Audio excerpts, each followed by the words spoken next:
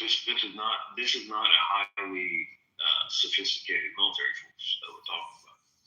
I agree with you, girl. You talking? Okay, so hold on, but you only think someone's cooking when they agree with you, which is strange. So now I'm beginning to think that everything that I've been told and propagandized about Iran was a lie. I was told the opposite until today and yesterday. I was told they were highly sophisticated. I was told they were well-trained and well-disciplinized. I was told that this was one of the armies that we had to fear, which is why we had to do, or excuse me, why they did yet. What do you mean who told you that? It's been American propaganda on Iran for decades. No one has not been. No. Oh my God, last night they were the 16th strongest military in the world, and it was the biggest thing.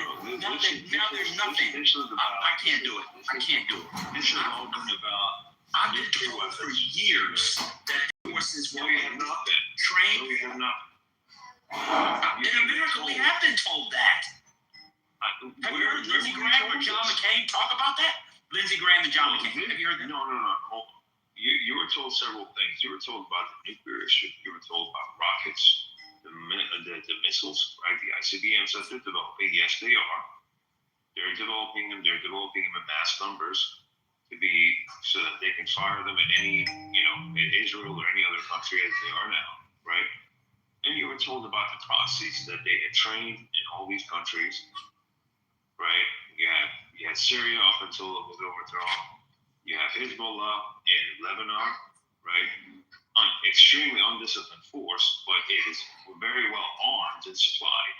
That's different, okay? And it is destabilizing the Lebanese government and their society. Okay. In some estimations, we've been sold the big bad boogeyman from the east. The first bombs were by the Bloody Bridge. The Brits bombed, sold it to the east. The guy had a musket and a camel shooting back. And now he's all of a sudden #1 terrorist and #1 boogeyman. And they did the same thing with the Shah of Iran, with the Ayatollah Khomeini 1 and 2 and 3, and all our Ayatollahs to vilify Ahmadinejad, #1 most dangerous. And all that's just garbage. I know these guys. I know the drivers there on all the cars that's on the road, and I build estates for them and build buildings for the Iranians right here in America. And many of them, because some of them they may be with the move on the regime, but most of them are not.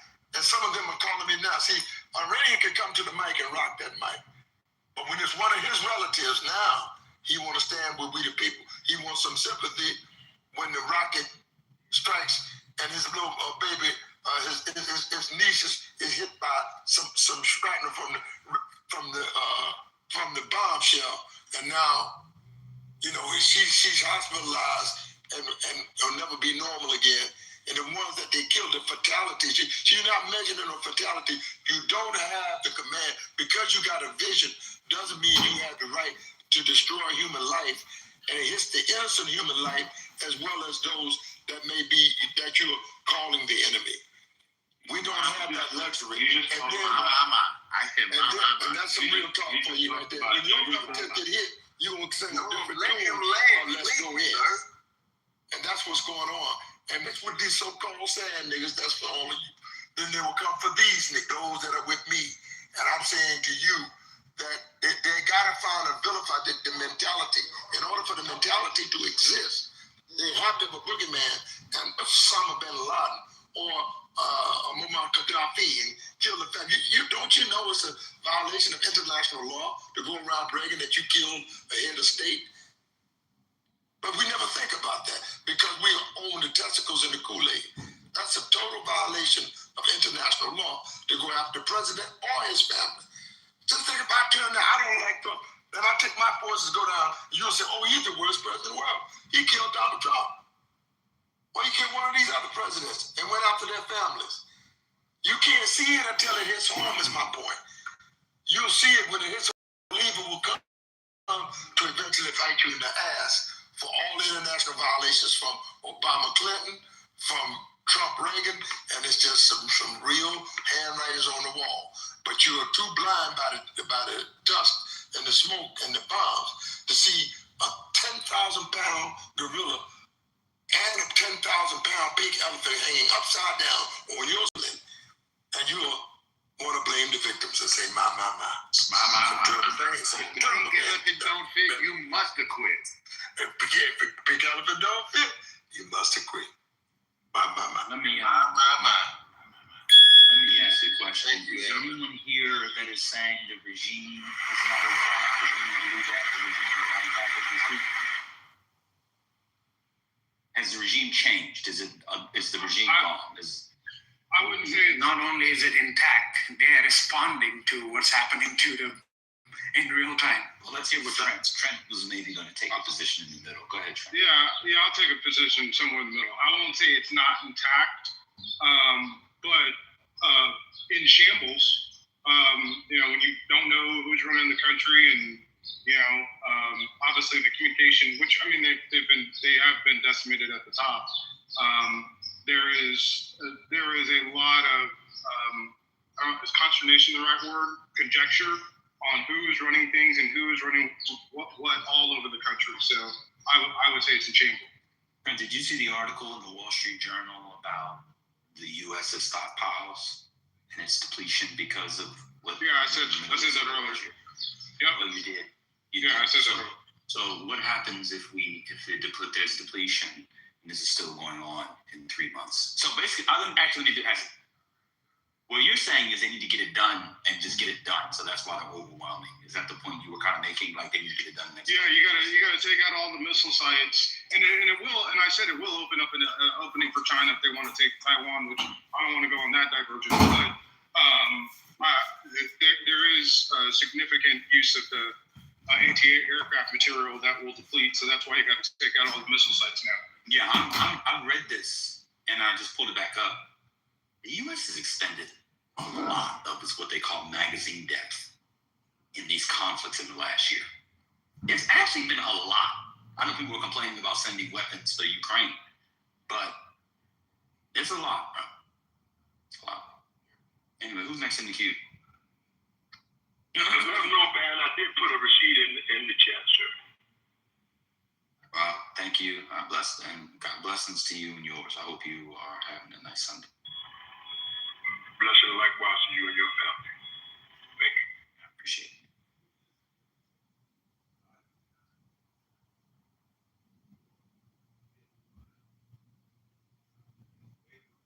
I'm still, I don't know, man. I'm still, this one, I have to say, listening and reading mag ads and hearing them in here being against Ukraine, who was invaded, and is asking for help to defend their sovereignty.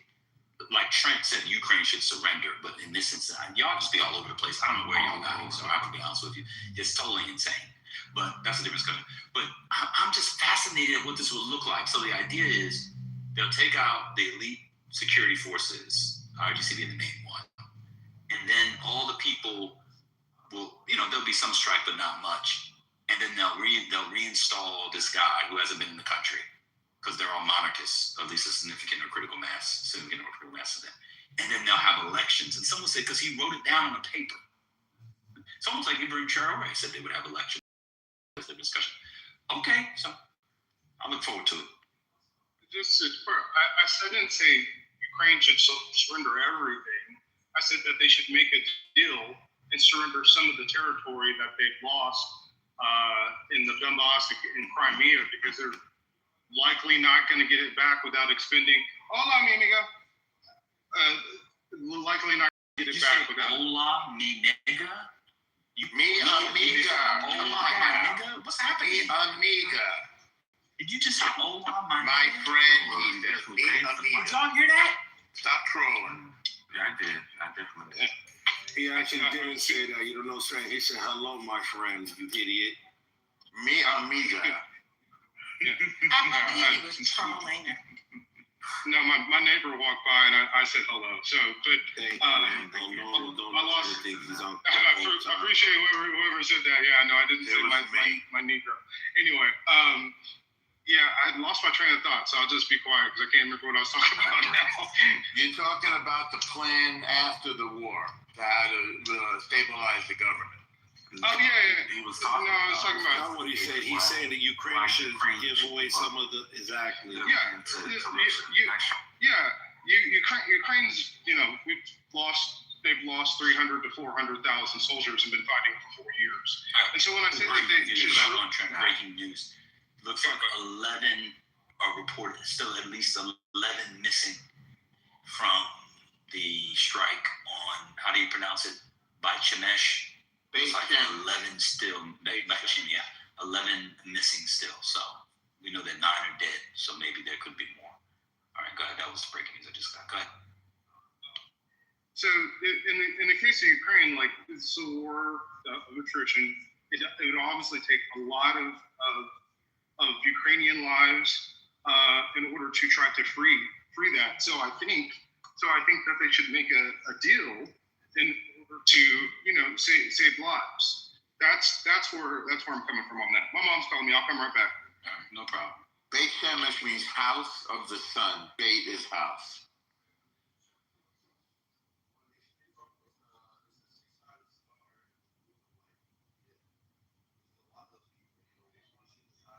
Thank you for that, Noah.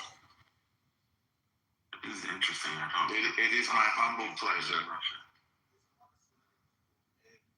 So Bethlehem is Beit Lechem. It is house of bread. Which is pretty much Arabic. No, it's Hebrew. Hebrew came Beit before James. Arabic. It came before. Hebrew comes before Arabic on the timeline. Beit James, Beit Lechem. Yeah, they're similar. Arabic is very similar. If you know Hebrew, you can start to decipher Arabic. He told you, Mary. You don't know Hebrew, so how are you going to tell All him? right, do you want to start praising? Let's do it No, now. I don't. And you don't know Modeh Hebrew. lefanecha melvikaya. That's a prayer. V'chem la'raba. No, he's not, because that's a prayer. That's not the language. He's not speaking. scripted. Oh, Exactly. scripted. It's scripted. You memorize it. Hebrew. German, but I don't know what the And fuck you know what the funny thing is? You He want said another he's done this before. In other Would words, you like another lesson? Would you like more lessons? No, I don't want to listen to you nasty boy. Baruch Shem Kavod Malachuto Leolam Vaed. V'achafta et Adonai Elohecha b'chol levacha v'chol nafshecha v'chol me'odecha v'chayu hadvarim ha'ela asher notim mitzvocha hayom. all prayers. Once again, he's not speaking the language. He's saying a prayer. Anybody want another lesson? Anybody want another lesson? Translated in English. So, Translated in English. okay, so the first, oh yes, I'll give it to you. So the first thing is I thank you. I'm sorry, you don't want to learn? Okay. No. I'll go learn with somebody who's a real teacher. Nobody wants to learn. You're a fake Jew, though. You can stay ignorant. You know what? You can lead a horse to water, but you can't make it. I'm not a horse. I'm a I human. understand. Then stop acting like one. Well, stop acting like a monkey, bitch. How about that? I'm acting like a Jew, brother. You're acting like a monkey. No, I'm not. Listen, Black History Month is over. No more You're monkeys. acting like a heathen. Lord, say that in Hebrew. No. Black History Month. Say that in Hebrew. Say all that in Hebrew. Say everything you just said in Hebrew. I'm happy Shalom because is they got burning. talked over, and Hurricane said he didn't want to learn anymore. Why Say would that I in want to Hebrew. learn your Say that in shit? Hebrew, I'm black. And I'm a Will you say Christian. that in Hebrew? Why would I want to learn that shit? Because it's the basis of your religion.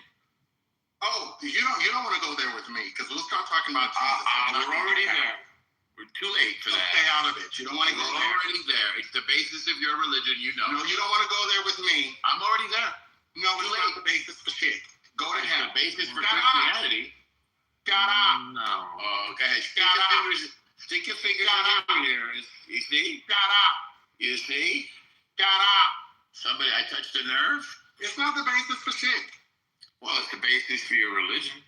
No, it's not. Cause Oh no, you worship a Jew, my brother. Oh, so now Jesus. Thank you 100%. for confessing the truth. Of course, Jesus is a Jew, and you know it, and I know it.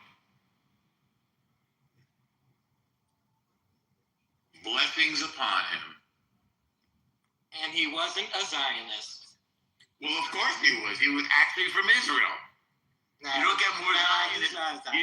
You don't get more Zionist than being from Israel. Oh, You know what Zion? You probably don't know what Zion means. Zion means Jerusalem. Who went to Then Jerusalem? you're not a Zionist. Of since course you're not I from am. Israel.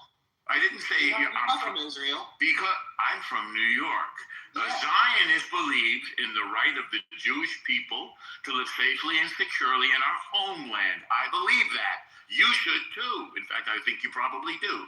The eternal capital of which is, wait for it, Jerusalem. What other If you groups? forget So me, what other let groups my have that? right man forget what. What other groups have that?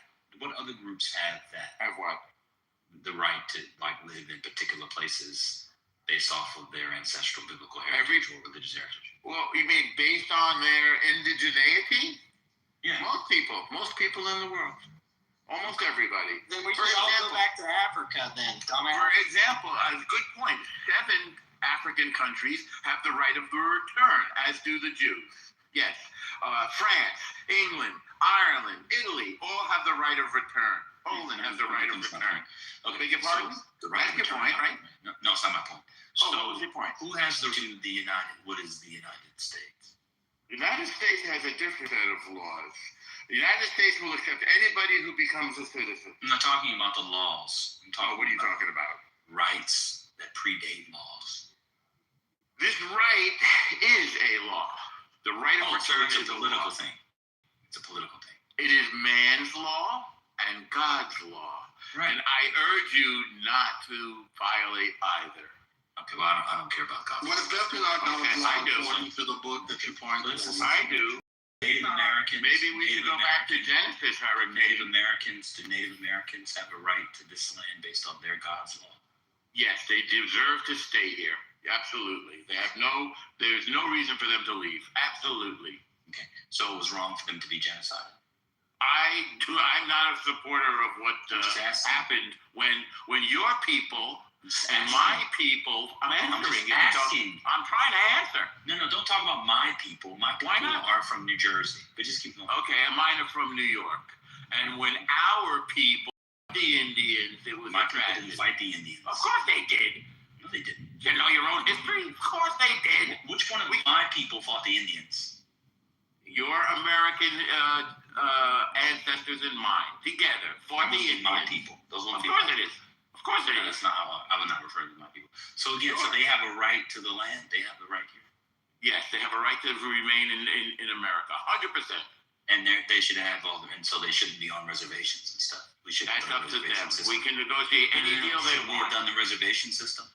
I wasn't around then. I can't take you. I Oh, can't that's take that one on. fascinating. So you can Okay, make good. claims about Jesus. I love Yes. this. So when Yes. Jesus lived, were you around? I know you're old. Were you around when Jesus was around? Not that old. Hurricane is that old. So but you I'm were not. around? Were you around when Jesus was around? No, I was born after that. All right, But so- Hurricane was So there. you're allowed to make. So you're allowed to make points about Jesus. Why not? Why not? He was a This Jew. is what I'm saying. Let me finish. Yeah.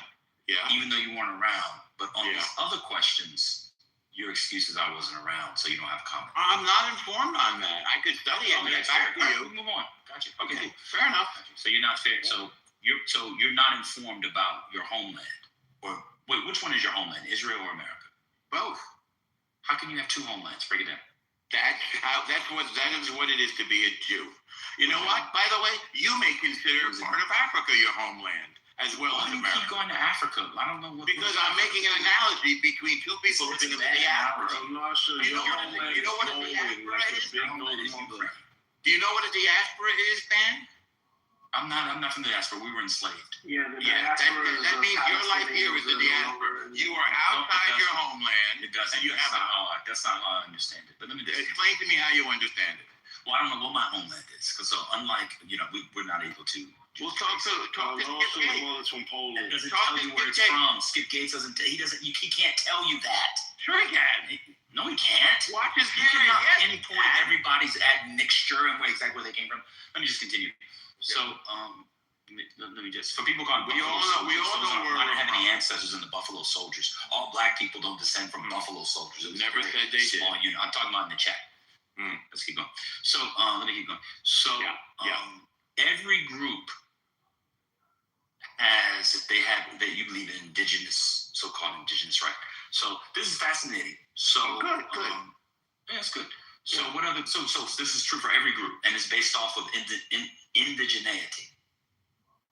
I don't know every group to speak to every group, but the ones that we've discussed so far, I can say yes.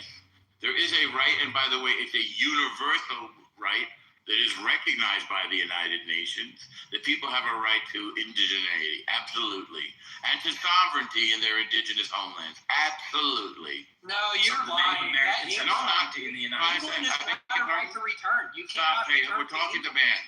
We're talking You to Ben. literally lied, dude. Stop it. No, I didn't. You're just talking out your ass. You just No, I'm not talking about. We're having a high-level conversation.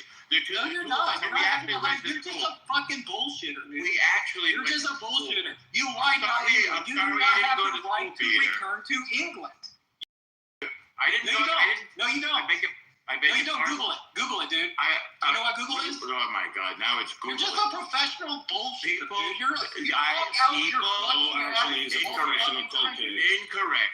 You're Seven just talking African out your ass. countries. You don't know shit. Sorry, 7 African countries. Wait a minute. Italy, England does France. not have a right to return. I can't speak to England. I can You tell literally said said England. that, though. You I said can that. speak Because to you talk out your Spain. fucking Calm ass. down, calm You down, said calm England. down. What are you talking about? Calm You're down. lying. I know You're you're upset. propaganda, I sir. know you're upset. Wait, England. listen, I can't hear you. Jeffrey Epstein's dick is in Yes, your mouth. France.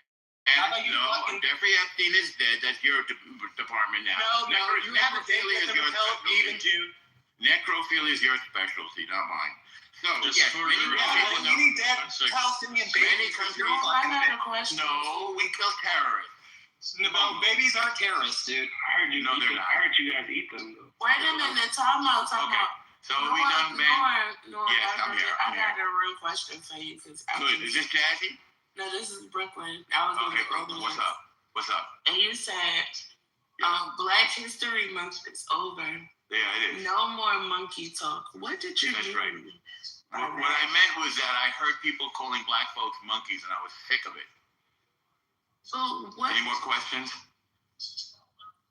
You just outright racist. Any more questions? Dad. That's racist? I said no more. You want more?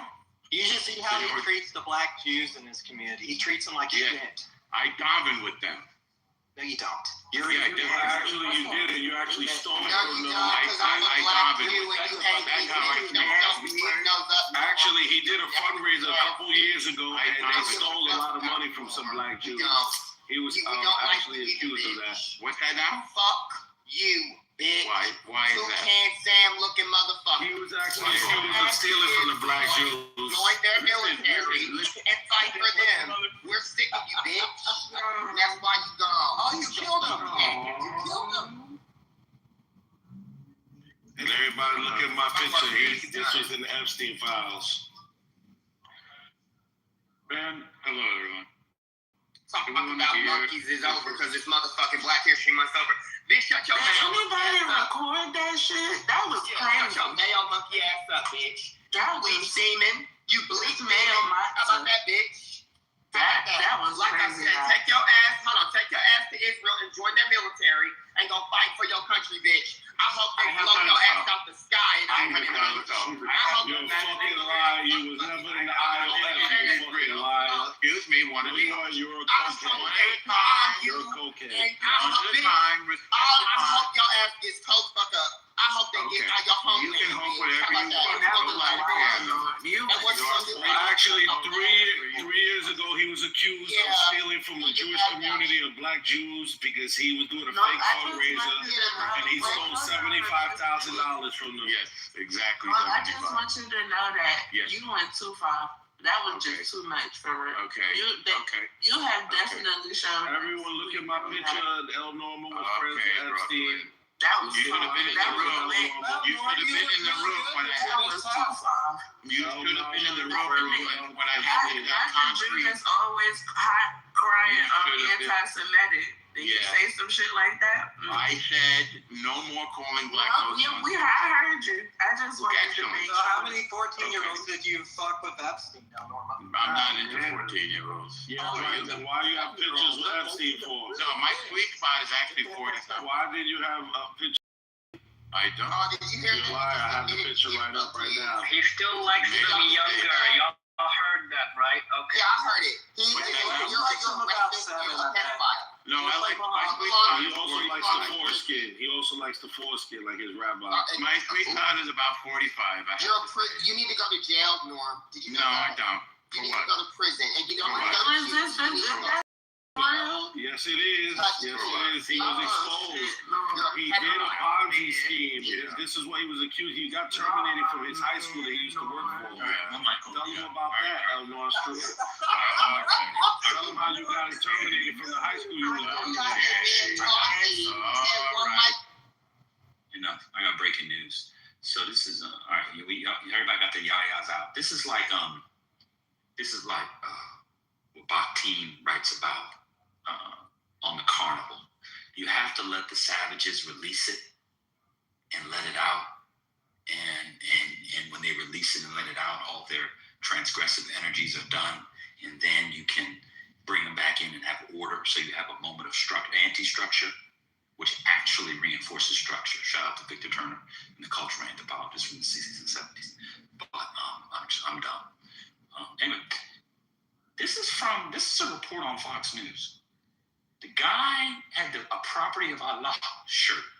This is the shooting in Austin. The kid had property of Allah on it. And underneath the shirt, he had another shirt with an Iranian flag. What? Shall I say it again? Let me say it again. The man had on a shirt, according to reports, that said property of Allah on it. Are you familiar with Allah? I saw the shirt online. It's everywhere. Yes. And then there's reporting that underneath the shirt, his T-shirt had an Iran flag on it. Mm-hmm. It's giving sleeper cell.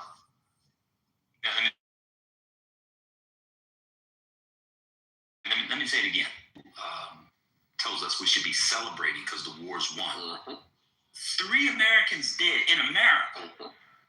3 dead in America. Not like over, God bless them. 3 dead in America.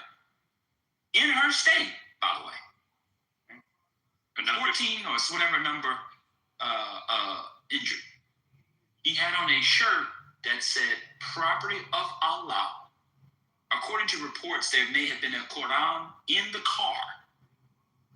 And under the shirt, he had another shirt. Some people call it a T-shirt, but you really shouldn't call it a T-shirt because a T-shirt is a particular kind of shirt in the shape of a T. There is also something called an A shirt. An A shirt is what some of you like to call a wife beater, but they're both kinds of undershirts. So what I'm going to say is an undershirt. An undershirt that had on it the flag of Iran. Correct. 6 dead Americans now. 3 of whom in the United States. Mm-hmm.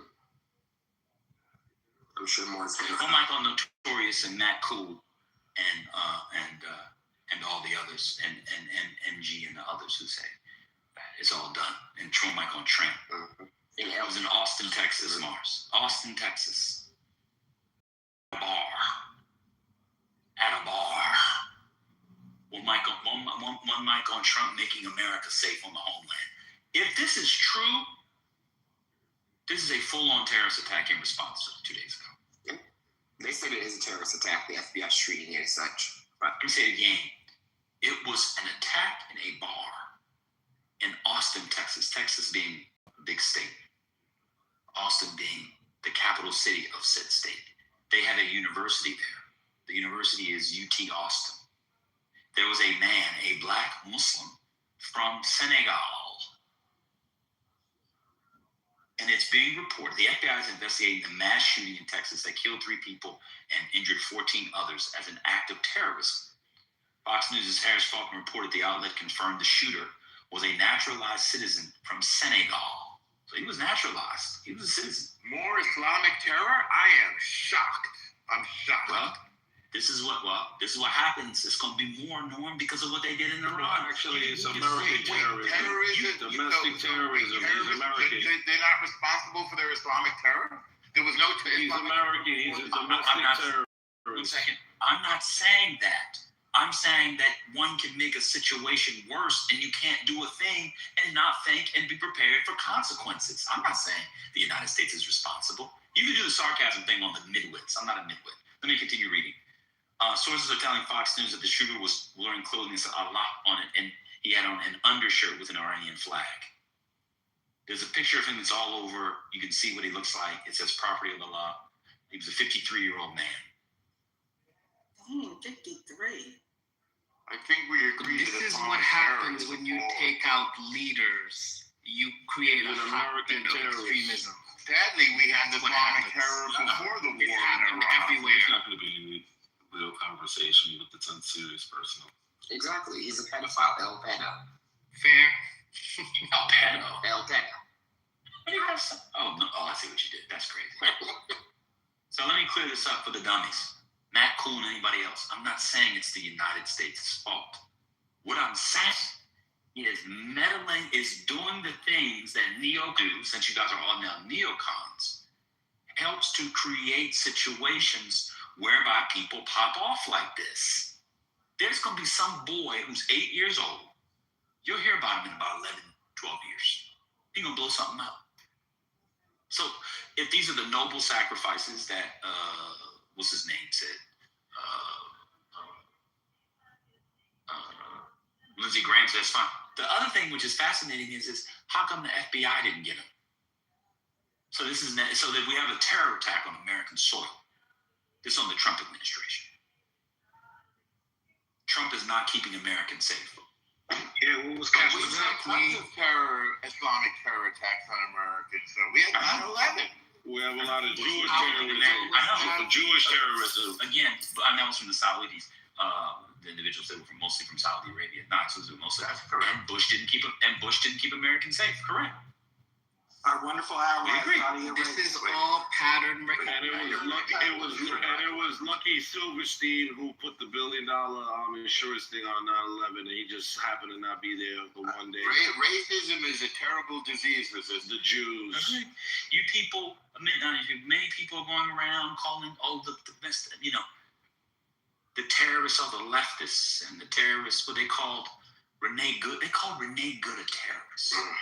I'm not sure that fits this conversation. It does. It does, because I've watered Was she down Muslim? what terrorist is. Was she Muslim? It's In like America, anything No, to she make was Jewish. She an Israeli spy, like wasn't your mom. juggalos Why were are you considered talking about terrorists. Muslim, I mean, though? America's perception of Yeah, terrorism. it was the Jews that was watching 9/11, the Mossad agents, and they admitted to the FBI they were here to,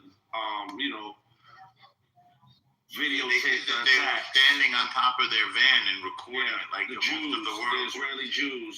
Yes, everybody I who had a camera recorded it. And Were they all on the Mossad? why did they tell the FBI that they were here to record the actual event? They were standing on the van recording it. The correct, Jews, like the everybody Israeli was. Mossad spies. Everybody who had a camera recorded All right, it. calm down. Jihad. Hey, what's up? Which leftists have sided with the jihadis? Break that. Just give us a couple names. Well, Mahmoud historically, Khalil. that's how Iran was overthrown and the IRGC took power, because the communists and leftists joined forces with the Islamists. And I'm just very surprised. And I thought you meant today. You meant in 79 or today? No, it ain't today. As we Yeah, which leftists have joined forces with the jihad? Oh, you mean, the leftists have been protesting for the past 2 years that are pro-Hamas. Like Those whom? leftists. Because the Jews committing genocide. Have you gotten out of the country and not been to any big cities? The ones that shut down the bridges? Oh, I got it. So if you participated in like a Free Palestine protest, as they called it, you're siding with the jihadis, like the guy today that killed people. That's what you're saying. Look. Stop gaslighting and be I'm honest. asking. No, be honest. Resistance, you're off. You're off. I'm tired. I'm Hold on, G. You're about to get booted again. I brought you up to ask you a question. You're not being I honest. brought you up to ask you a question. If So the anything, the people who were- Austin I terror brought you attack up to shows ask a question. We have a jihadist problem. We have an Islamist problem. So the people who were protesting on college campuses, for example, you're saying they are on the side of the guy. Let me answer the question. There are other people listening, bro. Let me ask the question. You may know what I'm going to ask, but let me get the question out for people listening. There's like 100 people in here. Calm down, man. Damn. 200 people in here. So are you saying that the people who who were, UCLA campus, Columbia, whatever, your junior and whatever, they're on the side of the guy who shot up the bar in Austin? Is that what you're saying? To give a favorite quote of yours, they're good people on both sides, of course. But there's also I'm asking that, bro. So yes. It's a yes or no question. I'm answering your question. Yes. Yes or no? Yes. Okay, cool. All right, thank you. That's it. That's all I was asking. I don't want to argue. Okay, who's next in the queue? I don't know why y'all think I want to argue. I'm just asking the question. Yes, and many of those people are Jews. And many of those people are Jews, so they're terrorist Jews. Hold on, resistance. Hold on. I'm trying to understand what you understand. I'm trying. The reason why is, hold on, bro. You're denying. Hold on, because when you said leftist, hold on, man, you're ruining the space. When you said leftist, you didn't say the people protesting at first. You just said leftist. So if I'm a leftist and I didn't protest, and I didn't go to protest, I want to know who you were talking about. You just gave me the specifics. That's all. Calm down. All right. I don't want to fight y'all. But No, I just know. want to fight. You've It's just been really annoying. ranting for 10 minutes about this Austin guy's being a consequence of our actions in Iran. It is. And I completely disagree with that. It's not a consequence of anything. It's actually the objective of the Islamists and the jihadists. That's the objective. Really propaganda. It is. Of the disease of jihadism. Again, so these things are not like isolated. I could agree with you all that there is an issue. It's in the Sahel, it's in West Africa, it's in the Middle East. I agree with you. I'm not disagreeing with that either. But what I'm saying is that we have to expect consequences, especially in the midst of a hot war. That's all. I don't know why. Look, it's not a one-sided. Why do I have to be cut off? I'm trying to run a cool space where everybody chill, and I'm letting people say, why can't I get mine out, Gian? Look, you're right. It is a consequence. Can I just finish my point? It's coming anyway, whether you like it or not. We might as well stop it sooner than later. Never mind. Let's just kill all the Muslims. Is that what you want? Let's just round them up and kill them. Don't ask that question. Not to them. No, I want to know. You know what their answer will be. And where I want to know how you feel. You want no more jihad. How are we solving anything? we don't want no more Jewish supremacy We're not supreme. and Jewish terrorism. We did that. No more Jewish terrorism. Give me a second. Hey, give me a second. Ben, did we have a chance to listen to Oman's foreign minister on Face the Nation? Maybe that could be a reset. This happened before the war started on February 28, 27. He seems to have came to United States on Face of Nation. Oman was doing the mediation, right? So the guy is familiar with the state of negotiations, and it could be a good reason. This is before Iran attacked Oman yesterday, correct? Explain that one. This is also before United States and Israel. Just play it, man. Before Iran attacked Oman, Bahrain, Saudi, Abu Dhabi, Dubai, Kuwait, Jordan. No. They were attacked, and then they attacked. I mean, it's so bizarre. You're not saying anything. They were attacked. They were attacked first, and so they responded in the way they said they were going to respond. We know, Norm. We're all following the news. You don't have any inside information. You might have an old friend who you had coffee with at the Times, but we all saw it. Can you just play it? Pointing out that the jihadists attacked their own Arab Muslim brothers on They're not their brothers. They're not. They're Muslim. Quiet. They're Muslim. They attacked Miriam, just stay on mute. Let him play the clip. You got one mic on me. You guys are assholes. The boy is going to play the clip. You can respond to the clip after. You guys are really being assholes. I'm gonna be honest with you. Just let the boy play the clip. Damn.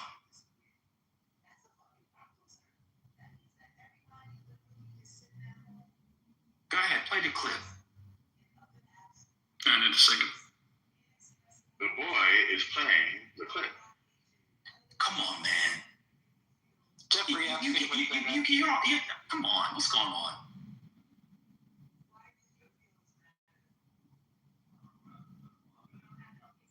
Don't let him get you out, man. Calm down, man. Oh no, I'm calm. Believe me, I'm calm. This is part of I'm a master of tones. But it is kind of weird. Like, can we, like, especially when like serious stuff is happening, could we put the like pre-serious stuff, banging and ignorance and insults to the side for like a couple of hours at least? Is that impossible? Well, you brought resistance out there. Y'all go into Gary Baumgarten's room and respect it. Why don't y'all respect Patty's room like y'all do? You know, because he shuts the chat off. Maybe that's what it is. And don't let people on stage. And he doesn't put up with the Gary bullshit. Baumgarten and him and them 4 people say the same shit. They've been saying the same shit for 5 years. When I have a problem going to sleep, take a midday nap, I go listen to Barry Baumgarten's room. Go ahead, you got the clip.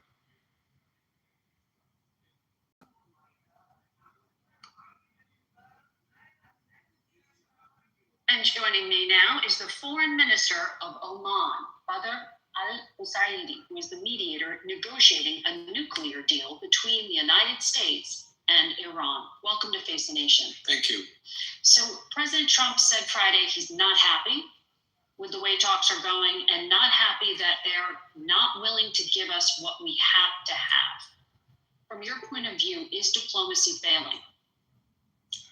I am confident, and in my assessment of the way the talks are going, I think there is really, I can see that the peace deal is within our reach. A peace deal? Yes, it is within our reach if we just allow diplomacy the space it needs to get there. Because I don't think any alternative to diplomacy is going to solve this problem. When you say space, does that mean you are asking for more time to continue negotiations? I am asking to continue this process because we have already achieved quite a substantial progress in the direction of a deal. And the heart of this deal is very important, and I think we have captured that heart. When you say the heart of the deal, Iran has said this has to be nuclear only. What have you actually agreed upon? Can you give us any sense of why there should be more time? Because if the ultimate objective is to ensure forever that Iran cannot have a nuclear bomb, I think we have cracked that problem through these negotiations by agreeing a very important breakthrough that has never been achieved any time before. And I think if we can capture that and build on it, I think a deal is within our reach. What has Iran agreed to you that they have never done before? Can you give us any sense? The single most important achievement, I believe, is the agreement that Iran will never ever have a nuclear material that will create a bomb. This is, I think, a big achievement. This is something that is not in the old deal that was negotiated during President Obama's time. This is something completely new. It really makes the enrichment argument less relevant because now we are talking about zero stockpiling. And that is very, very important because if you cannot stockpile material that is enriched, then there is no way you can actually create a bomb, whether you are rich or not rich. And I think this is really something that has been missed a lot by the media, and I want to clarify that from the standpoint of a mediator. So explain that. So the enriched material, the things that could be used as nuclear fuel for a bomb, you're saying Iran would keep on their own soil? They would give it up.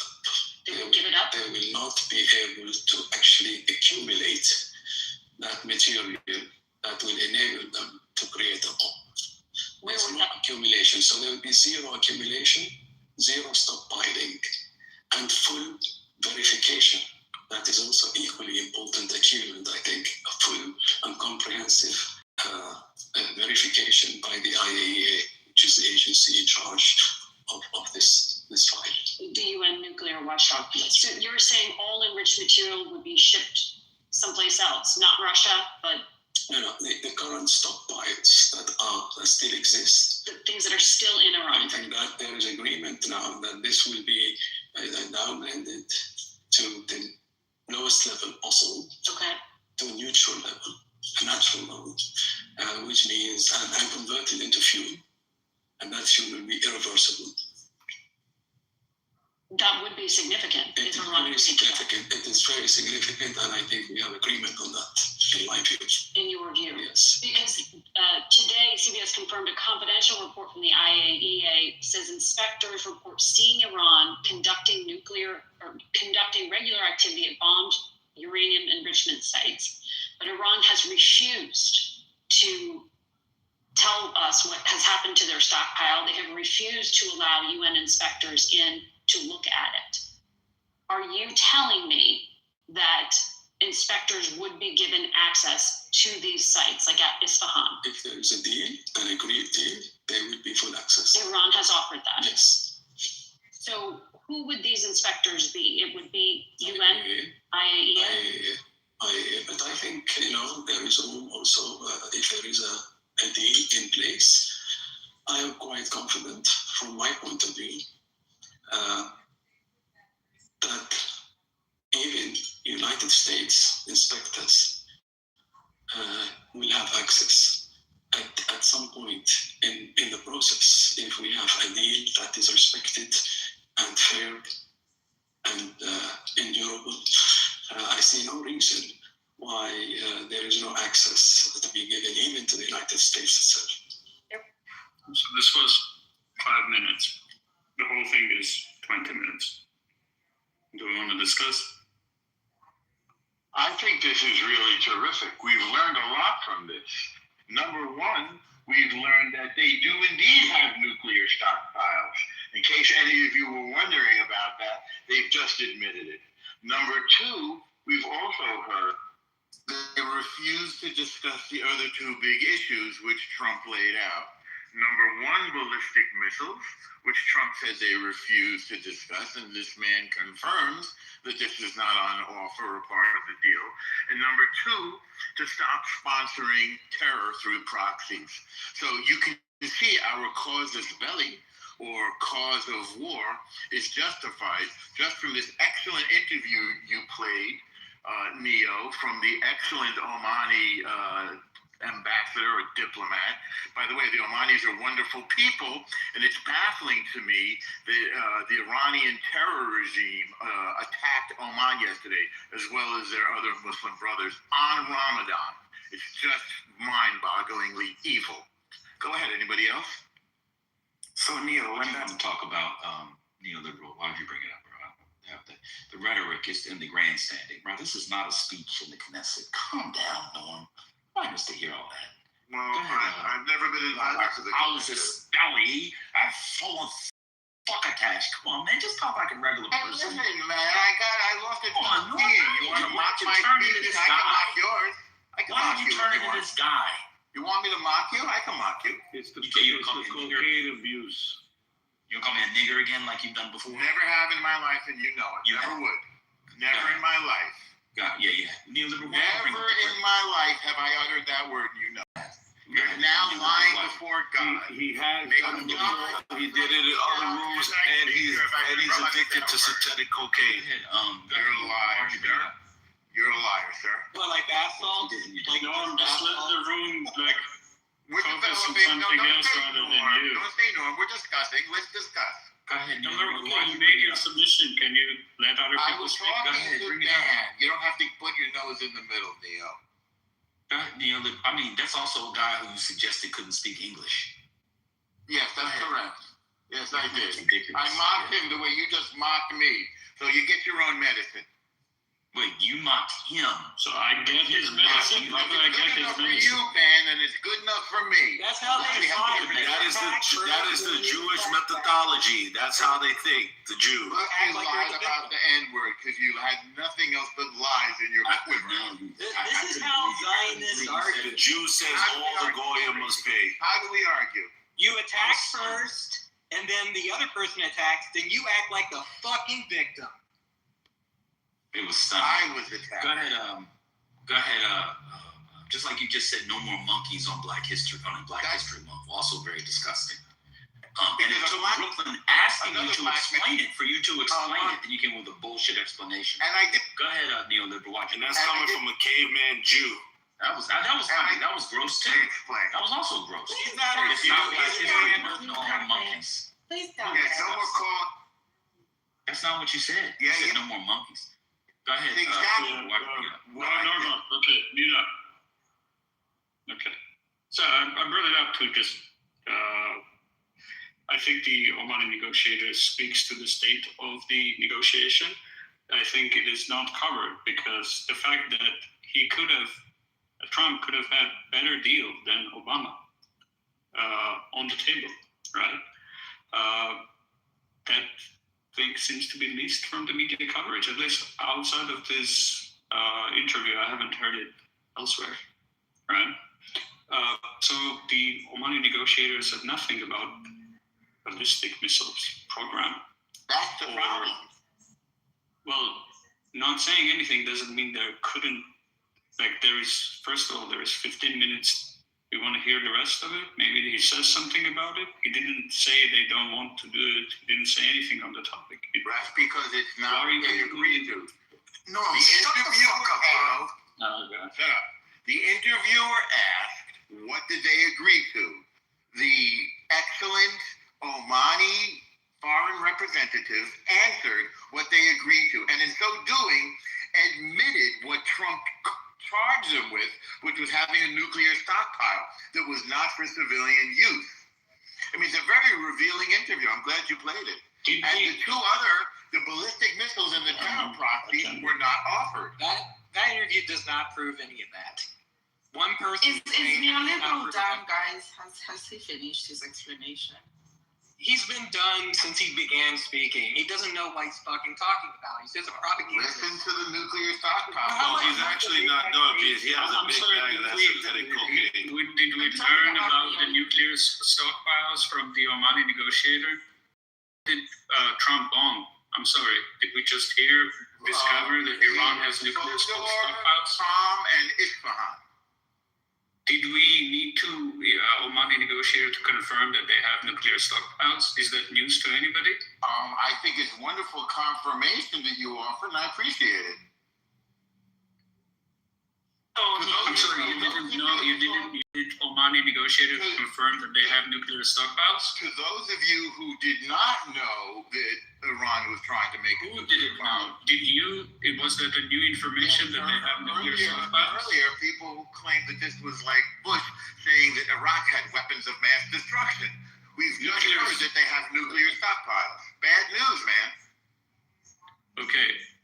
I'm sorry, what did the Trump administration bomb previously? I just listed them for you. Do you need me to list them again? Qom, Isfahan, Fordow.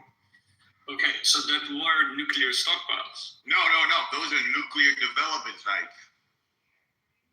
That contain nuclear stockpiles. I think they moved their nuclear stockpiles, neoliberal.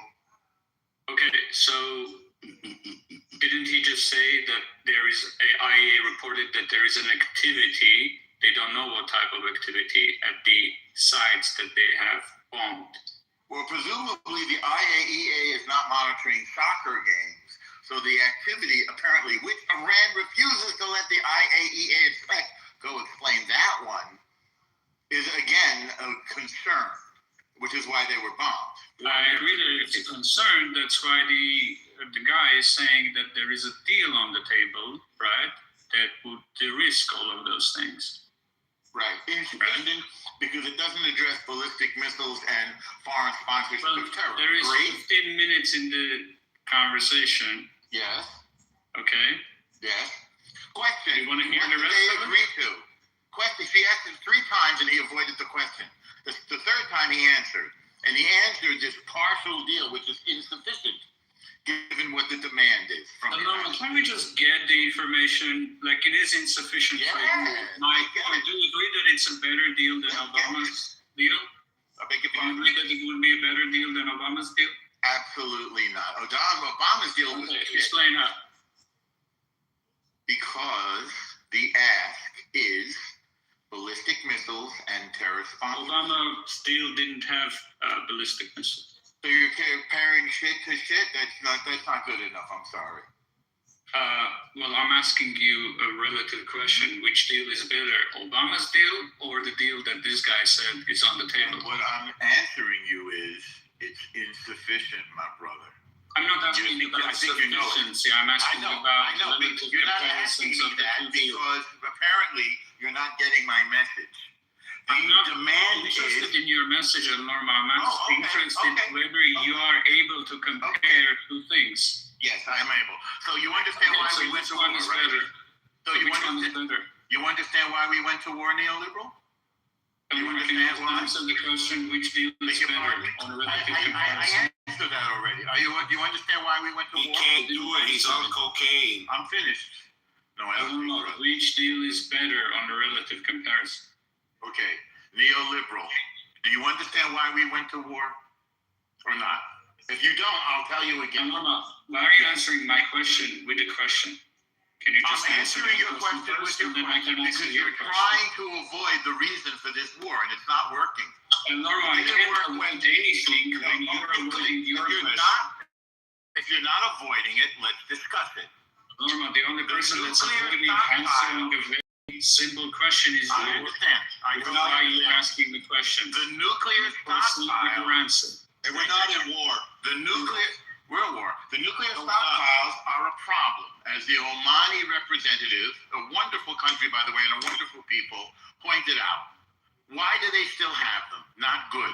The ballistic missiles are a problem. Can you answer my question? Which deal is better? Yes. Both deals are insufficient. Listen carefully. The Okay, deals they are insufficient. I got your insufficient. point. I understand your point. Okay, do you Which agree one with is me? better? Hang on. Do you agree with me They that can they're both be insufficient for you. Which one is better? Well, are they insufficient for you? No, I don't care. Like, I'm not judging. I don't decide on what deal is sufficient or insufficient. Capable of deciding which deal is in. Okay, I'll Yes. decide for you. I'll do for you. Those deals. Okay, but before you decide it, can you answer which one is better? Both deals are insufficient, Neo. I dispute the premise. I dispute the premise of your question. All right, neoliberal. I can't take it. Good. Yeah, I know. Like, Just let other people talk. I can't. You just vortex yourself and you let Norm Buck break you for 10 minutes. It was a pleasure. Thank you for the opportunity. What the hell? 7, you're off mute. Did you want to talk or did you do that on purpose, flushing the toilet?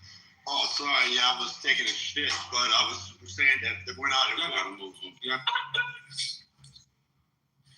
Go ahead. What do you want to say? Yeah, I wanted to just say that first thing, we're not in war. Okay, that's first thing. Second, Stop there. this country's not a democracy. We're not in war. Stop And this country's not a democracy; it's a federal 1 republic. second, bro. Hold on. Wait, You hold said on. we're not at war. No, we're not at war. I was in the military for 25 years, special. Oh my God! I'm just trying to clarify what you're saying. No, I'm trying to. When you say we, take a deep breath. I am. We're not in war. We're not in war. Is that just the United? All right. So United. What about Israel? Is Israel at war? No, they're not in war. Okay, cool. All right, keep going. Wait, are you washing your hands? He hasn't washed them. No, he took a shit. Wiped his ass with his fingertips. Yeah, that's what the Jews do. And then went straight to the phone to unmute. I'm not borrowing that shit all over his phone. Got it. Fucking nasty, bro. Go ahead. Since you were in the military for 20 years, they taught you how to shit and wipe your hands. They take the shit out your ass at 25 years. Fucking niggas. It's only Still haven't washed your hands, bro. Go wash your hands. Yeah, shit all over your house. Use a hand sanitizer.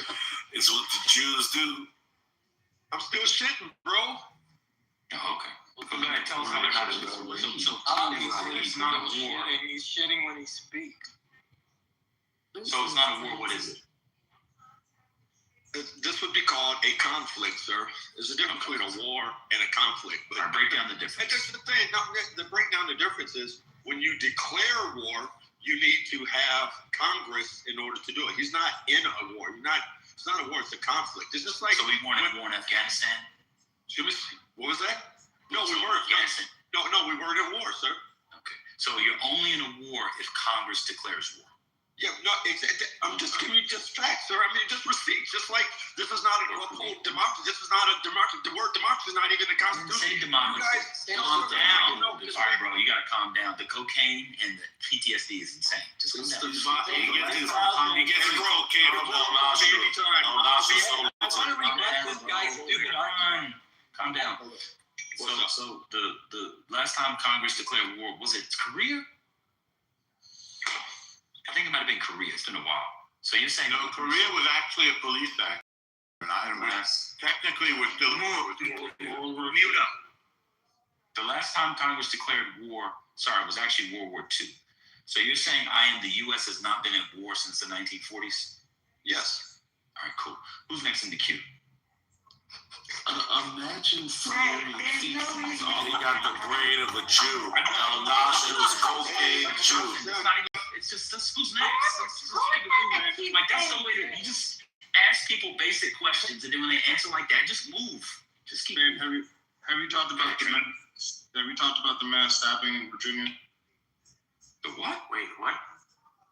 There was several people stabbed, shots fired on the outer loop of 495, Little Rock Turnpike in Annandale, Virginia. Suspect is down. Shots fired by Virginia police. At least 4 victims have been stabbed. 2 are reported critical condition. Fairfax County is assisted. But is that related? I would say so. A stabbing problem. Oh, at the ICE facility? No. Wait, put it in check. No, is it Islamic terror? I would say possible. It's too soon to assume anything, dude. Let them fucking do research. Why are you even saying anything? You obviously don't come in here often. That's I've been here for 6 years. Shut the fuck up. Are you talking about? But it's from 3 days ago. Correct for 6 years. That's From amazing. 3 days ago. Don't disrespect his Sunday. Peter needs a break. Peter needs a break. That's amazing. Yeah, patty on break. But Trent, you sure this is recent? I just Googled. Sorry, brother. I just Googled, and I'm seeing something from 3 days ago in Fairfax, Virginia. I don't see anything now. Put it like for it, brother. I wanted to talk real bad.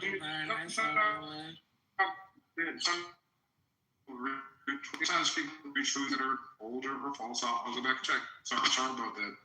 If it isn't old. Perfect.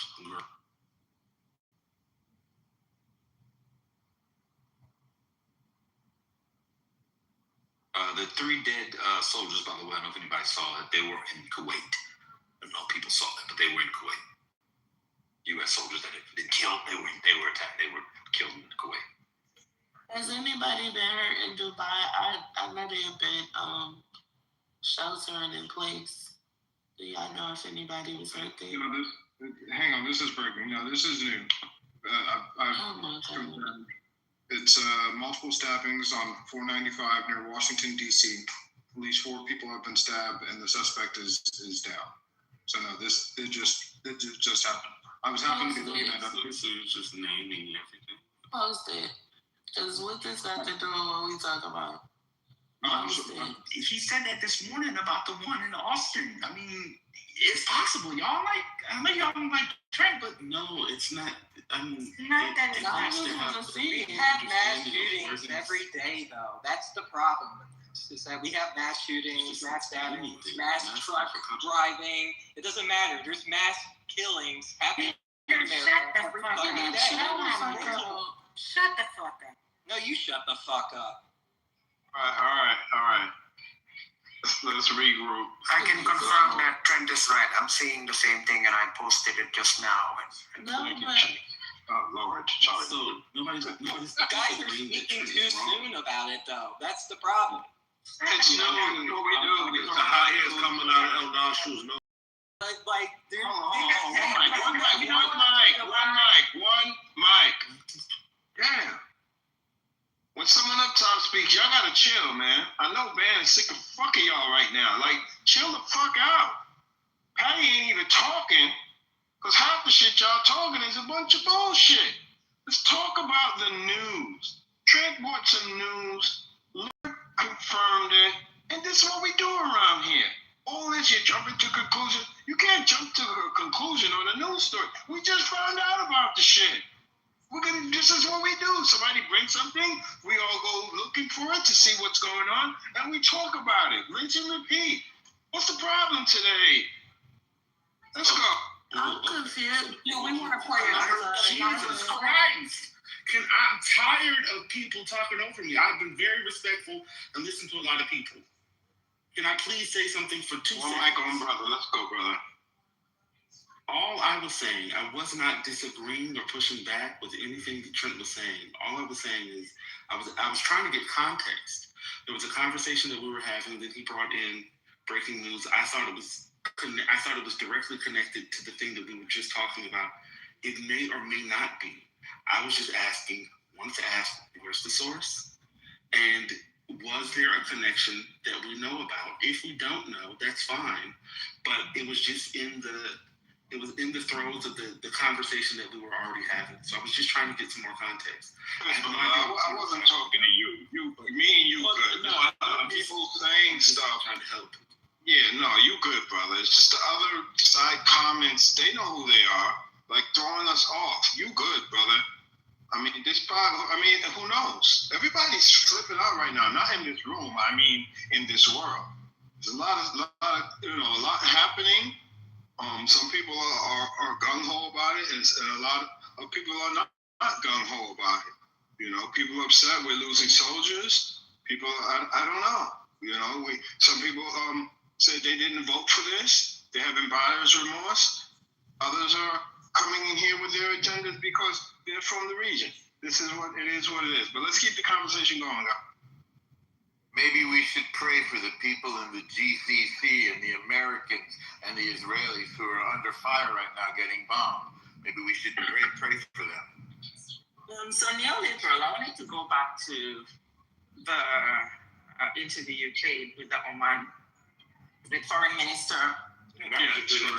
Yeah, some of the things he said is similar to what the Iranian foreign minister said. The Iranian foreign minister spoke to MSNBC now.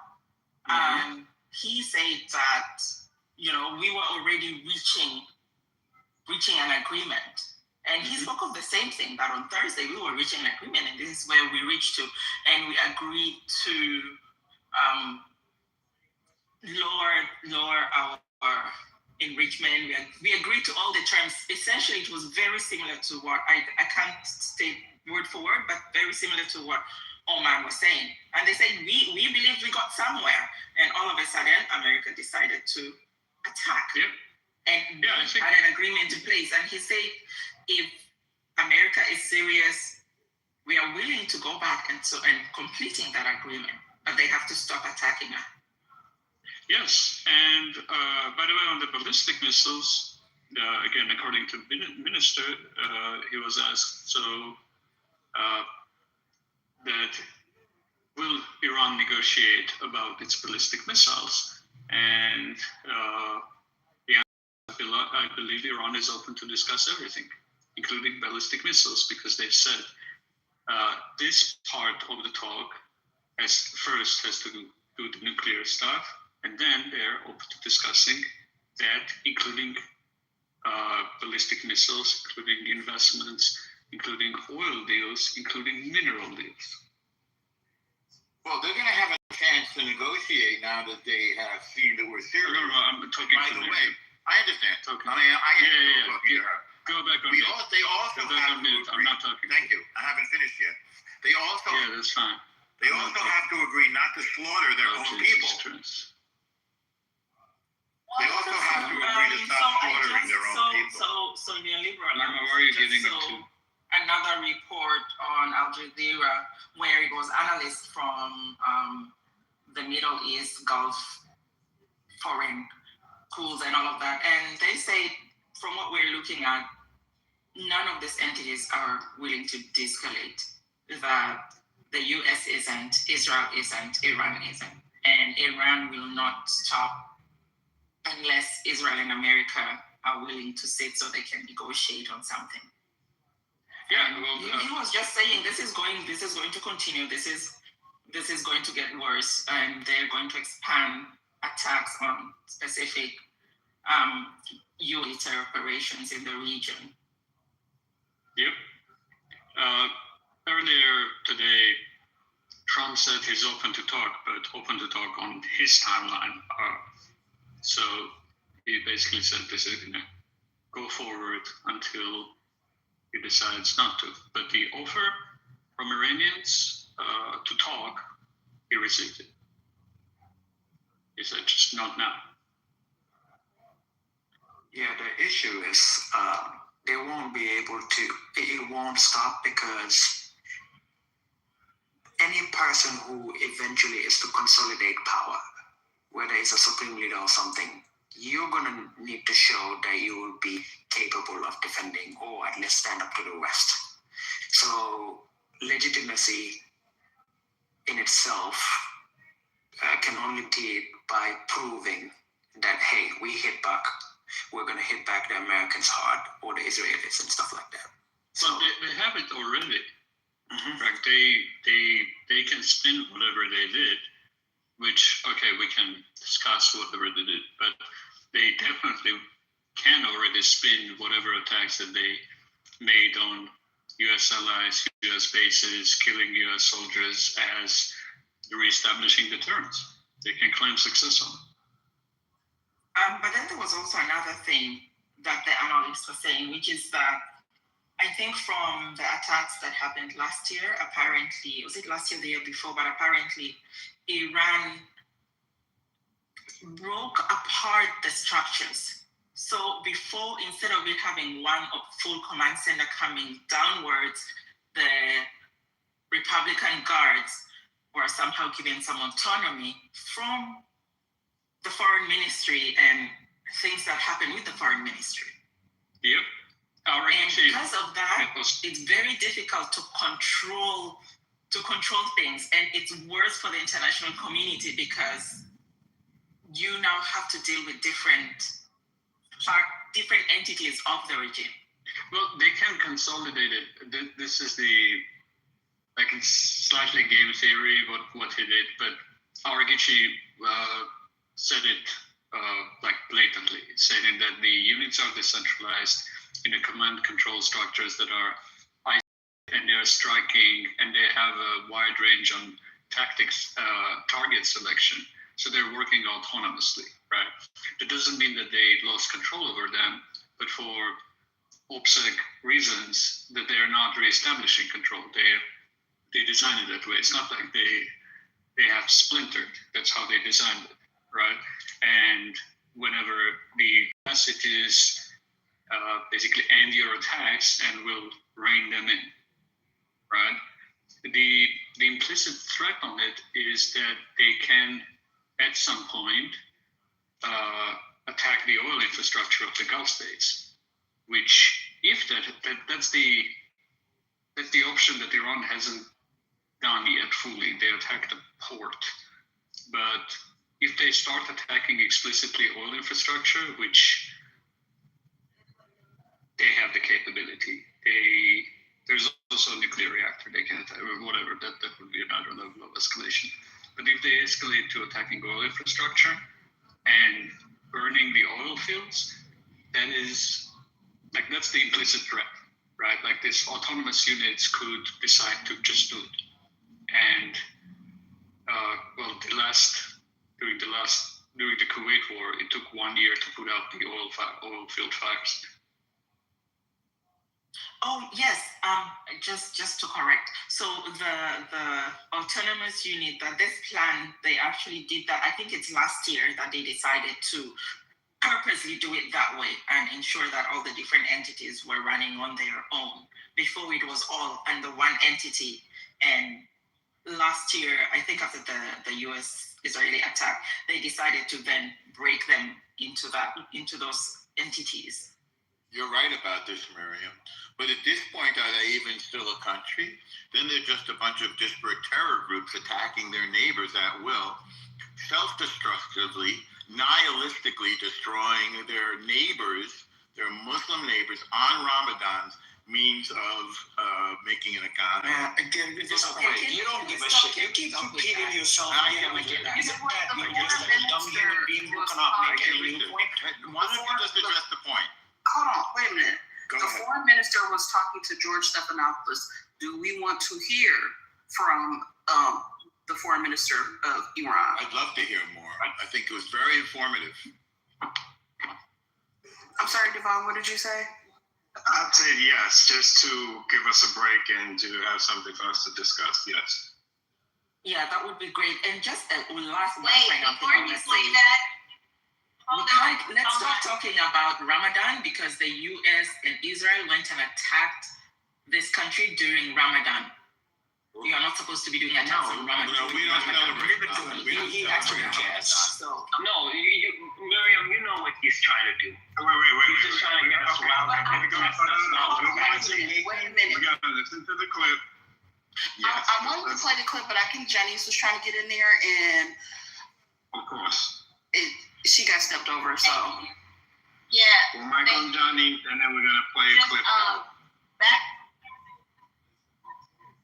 Thank you. I just wanted to give context to what's going on in Virginia. It looks like there was a crash off of the turnpike 495 in Fairfax, and the suspect got out the car and allegedly stabbed 4 people. So I don't know if that's related to everything that's happening outside of the country, but that's the latest. So they shut down sections of 495. Johnny, appreciate you.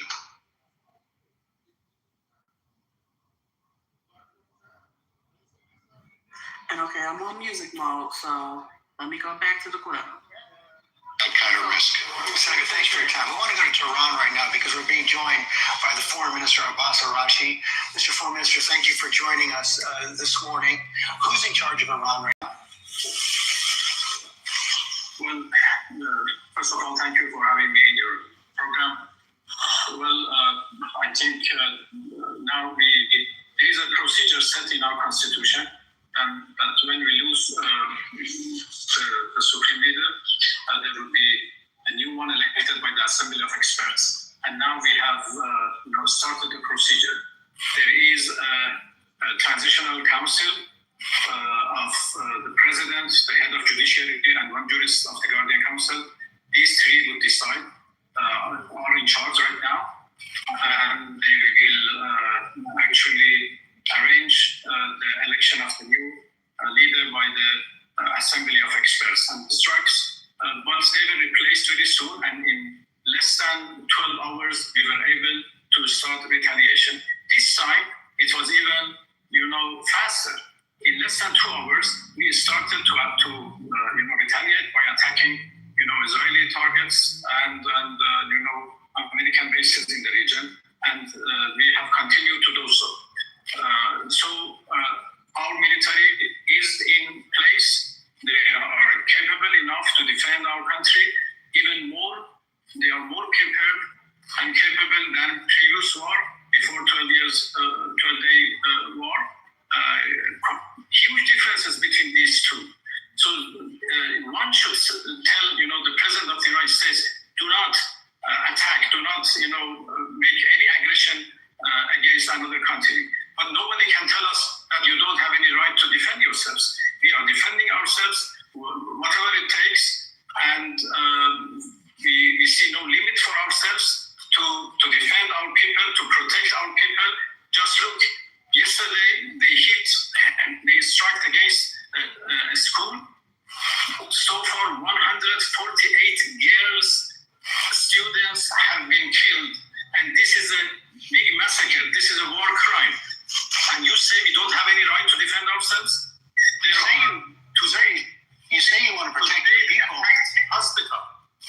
say you want to protect your people, but your own regime, according to the essence we've seen over the last several months, is responsible for the killing of up to 30,000 of Iranian citizens.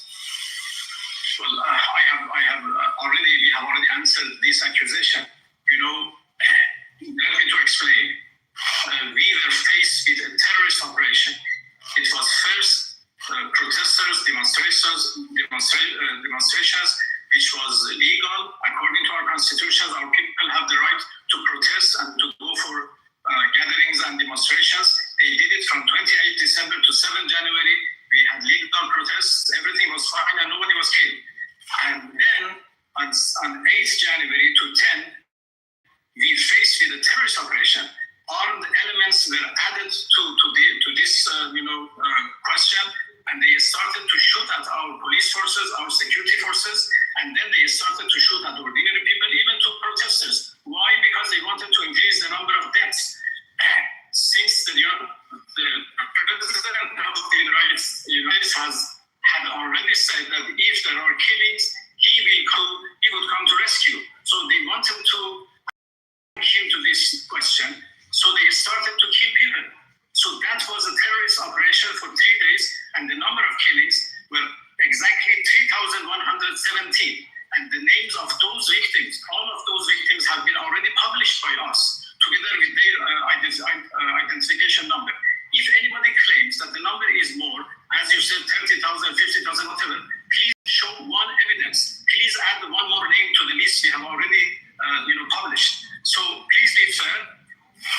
Out of those 300, 100 people, we have announced 2,500 as martyrs because they were killed by terrorist elements. 200 of our police forces have been killed by those terrorist elements. If somebody shoot at a police department officer in the United States, how do you react? Do you just give him permission to do whatever? Okay, so I paused it. Did anybody want to speak about what he said thus far? Don't all attack the mic at once. It's a bunch of lies. Tiffany, I think just Tiandra, just play all of it. I want to comment on So we can listen to more lies? Another one of Trump's demands is that they stop slaughtering their own people, and that's a really good point. It's unacceptable. Especially women and children. They slaughter them, and then they go into the hospitals. Anybody who was wounded, they go into the hospitals and finish them off. How do we know everything? Hold on. So who is that? Dude keeps saying it's lies. He said they provided, it was 3,000, not 30,000. How do we know he's lying? Because the Iranian people themselves are telling us. They're literally dancing in the streets right now that we took out this evil dictator, Khamenei. Slow down. Sure. Where is the evidence that 30,000 people, they said it or they gave evidence? The Iranian people. He said they provided the 3,000. He said that they were shooting at police. So that's lies? They were unarmed. They weren't armed. They were unarmed. How do we know? There's no media in Iran. Listen, the Iranian people, when they can get to their Starlinks, they're uploading all this info. We have Iranian people in the room. Please ask them. Actual people in Iran. Asking how do we know the number? That's all. We don't from the Iranian people. So would you wait a second? Would you rather trust the words of the person who slaughtered all those people? No, You're gonna trust the slaughter? no. I'm not trusting them either. I'm gonna tell you. So this is what we're gonna do. Divine seemed to. This is what we're gonna do. Instead of you people trying to do the either or side, we're trying to have an adult conversation, right? We're just asking for the evidence. That's all. Divine doesn't know the number. Divine can't point out Iran on a map. Neoliberal can't point out Iran on a map. Neither can I.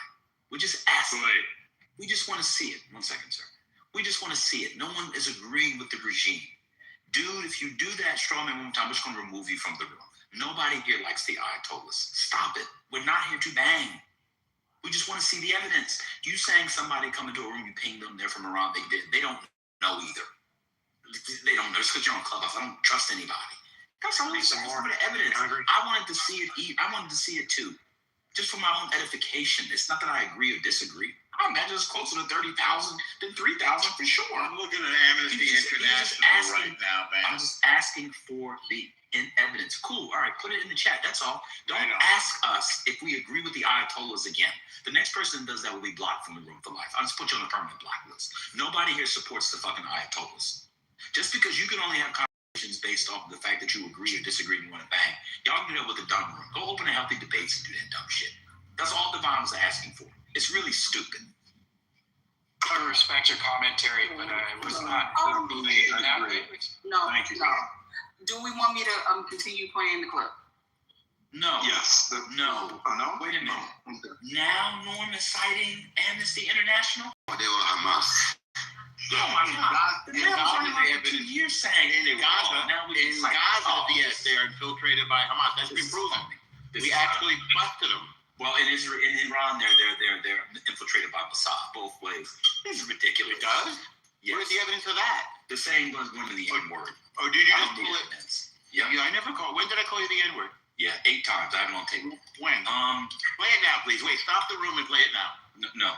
Stop the room. Stop lying. You're a Christian man. Here, 1 second. You know about the sin that's called Where does it say on witness? 30? Where does it say 30,000 on the Amnesty International site? Why change the subject? That's what we're talking about. Why did you bear false witness before God? I wanted to. I don't believe in God. Where's the 30? Where's the 30? And from my understanding of reading this article, be quiet, dude. Okay. Be quiet. Where does it say 30,000 on the Amnesty International? Give me some time, and I will pull together. Not some time. So you posted a link. He's asking. He wants to dig down and get granular in order to avoid the truth. You're done. We asked you for the evidence of the 30,000. You put something in. And I'm assembling it for you, and then before you even read it, I'm asking where the 30,000 on this is. He didn't even read it. Okay, so all right, someone's got another one. This is Iran Intel. I don't know what that is. Where's the evidence from this one? The person that Googled. What is Iran International? Where is it? Who put that? Sober man. How did they get that number? So Ben, Second Ali, ask him a question. Go ahead. Where did you get the number from? Okay. They don't have that one either. All right, go ahead, Ali. Yeah, thank you for that. I have been looking up to see approximately what the numbers are. And the numbers we're talking about is the numbers being killed by the Islamic Republic of Iran in the last 5 or 6 weeks. The numbers range from 3,100 provided by the government of Iran, as the replay showed, all the way to 36,000 people by different people. So my sources are from Public Broadcasting, Associated Press, and Wikipedia, which goes more in details, providing the sources that the numbers are coming from. So I think at the minimum, one could say by some good level of confidence, if you believe the government of Iran, at the minimum 3,100 people have been killed by the Iranian government in the last 4 or 5 weeks. Then one could take the numbers going all the way to 30,000, which comes from credible sources. I can put them in the chat, but I have to tell you, it's very difficult to actually get a good grasp of the totality of the people being killed, because the apparatus of government in Iran does not really allow any credible kind of assessment of how many people have been killed. One could say, well, they're the truth, they being the Iranian government. Anyway, I'm just landing with this 3,100 to 30,000 to 6,000. All right, so one mic, okay. One mic real quick. So what Sober Dude posted, Iran International Editorial is owned by Violent Media UK, privately owned company based in London. Violent Media has stated it is owned by a Saudi British citizen and denies state backing.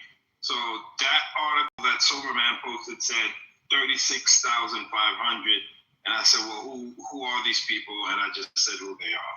This is a UK-based Saudi British citizen owned organization saying that 36,500 people have been killed. And what the gentleman just said, it was my point as well. People are saying these numbers. It's just like us saying how many people crossed the border, right? It was 50 million, it was 30 million, it was 10 million. These numbers, we just want the truth. I'm not down with anybody. I have no motive to side with the Shah or the Ayatollah. We just want to know what the hell is going on. I'm going on mute. Well, Time Magazine's a better outlet, and I provided an article from Time Magazine. Time Magazine is allowed to go into Iran? Go ahead, T. No, there's information in the article. Okay. TT, go ahead. Let's listen to the rest.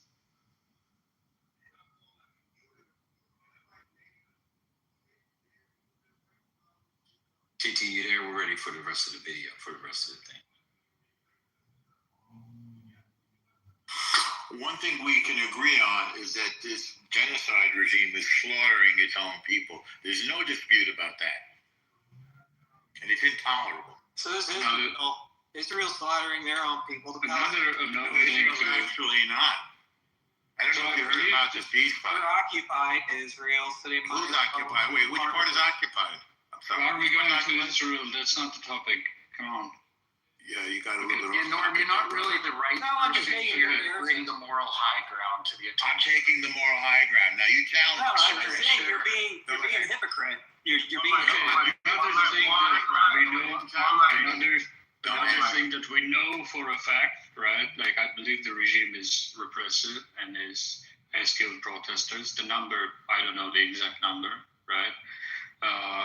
I can confirm it either way. I believe it's higher than the government number. I believe it's lower than 30,000. The other thing that we know What's the basis of that belief? The basis is the low and high numbers. The amnesty is credible given that they have done the research. Amnesty's number is not 30,000. Yeah. So they're one. Right. So you just going to add them together and take the middle just to be in the middle? Well, that's my personal choice. Yes. Okay. So in other words, we don't know, but just. This is crazy. He fighting you about amnesty, and he wasn't on this when it came to Gaza. Well, amnesty was anyway. Yeah, Hamas in Gaza. I think it's proved it. Okay, Lorma, can we stick to the topic? Let's do that. Okay, I think amnesty is credible. I think there is a wide band of uncertainty when it comes to this question. So let's deal with that. It's uncertain. The other thing that we know that isn't uncertain, right? That during the 12-day war, there were Israeli agents and weapons and stashes around, right? That were used during the 12-day war, and it stands to reason that some of that ended up deliberately, non-deliberately in protesters' hands. So there you go. Tiandre, are you there?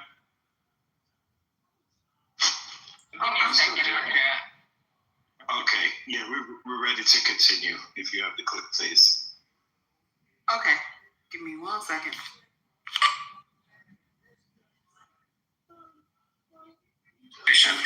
Added to this question, and they started to shoot at our police forces, our security forces, and then they started to shoot at ordinary people, even to protesters. Why? Because they wanted to increase the number of deaths.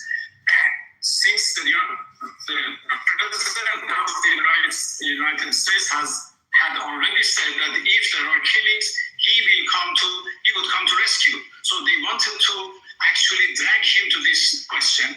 So they started to kill people. So that was a terrorist operation for 3 days, and the number of killings were exactly 3,117. And the names of those victims, all of those victims have been already published by us, together with their identification number. If anybody claims that the number is more,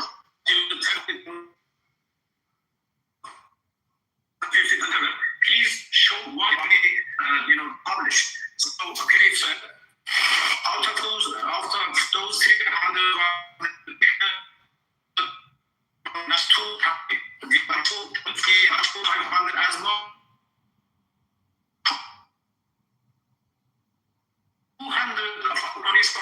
killed by terrorist elements. Some shoot at police department officer in the United States. What do you react? Do you just give him permission to do what protester? No.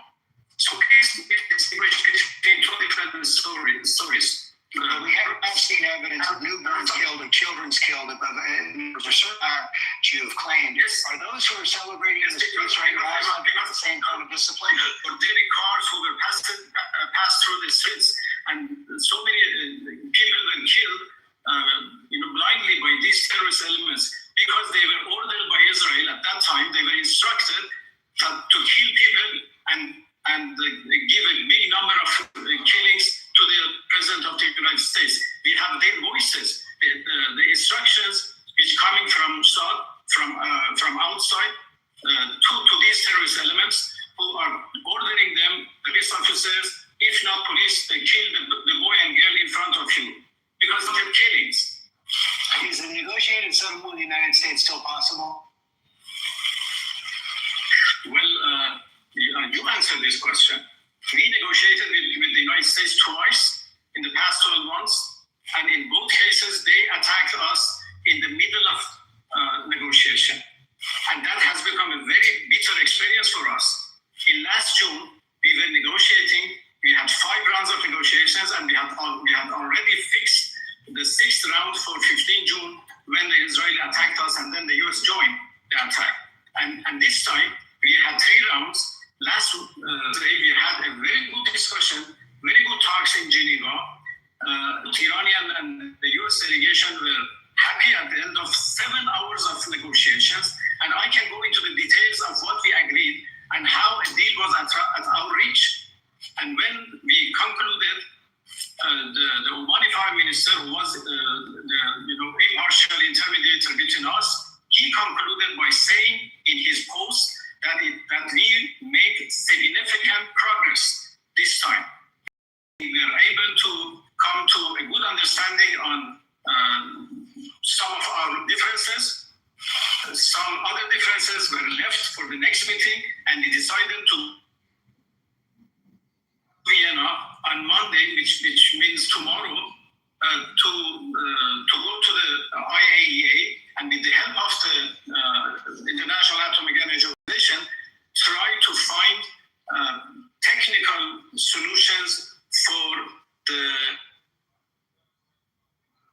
both believed, the both delegations believed that this is possible. So a deal was at our reach, and we left Geneva happily with the understanding that we can reach a deal next time we meet. And it was very unfortunate that those who are against peace, against diplomacy, against negotiation, when they understood that diplomacy is going on well, they decided in the media, against the Islamic Republic of Iran, against, the desires of us, against, and they made lots of accusations against us. They created false information and disinformation, and they finally get to their, to what they wanted. They dragged President Trump, they convinced President Trump to attack us unprovoked and unwarranted. Mr. Minister, thank you for your time this morning. And we'll be right back. Join the wishes from the... Okay, that was the... Give me 1 second to fast forward, and I'll see what's going on with the rest of the cast. I like the Omani guy much better, to tell you the truth. I trust him more. The Omanis are great people. No one gives a shit who you trust. Yeah. Everybody think of me like more. Okay, move on from now. You'll kill them. Beg your pardon? They're all great people. Great people. One mic. We do business with the Omanis. I know you hear me saying one mic. Respectfully. What did you want to say? Lord just put in the chat, and I'm going to see what else I can find out. Iranian drone strike hit an ammunition warehouse at a U.S. base in Erbil in Iraq. Secondary explosions and a large fire were observed at the scene. Also, IRGC is putting out numbers, which I don't believe, saying that so far the U.S. has lost 560 soldiers. I don't think there's any true event agreements going, guys. In this situation, anybody find out anything, I'm going to check this out. Again, shout out to Lloyd. When we're thinking about the situation, I think when we look to the future, if the Trump administration is right and these guys collapse and all that occurs, it will be a win for them. That said, which I hope that occurs. That said, on the Iranian side, the strategic logic is really you just have to survive. Like if you're the Iranian regime, and you can stay in power and you can keep these attacks going and you can kind of keep oil prices going through the roof and you can do this until the summer, domestic support for the Trump administration will be like in the 20s. And that's the bomb that they face, is that the Iranian regime, this by simple survival, and eventually domestic support will collapse and they'll be essentially left alone.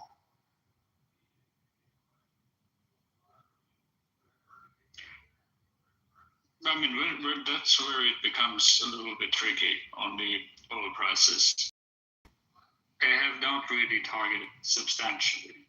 There were some strikes, but oil infrastructure.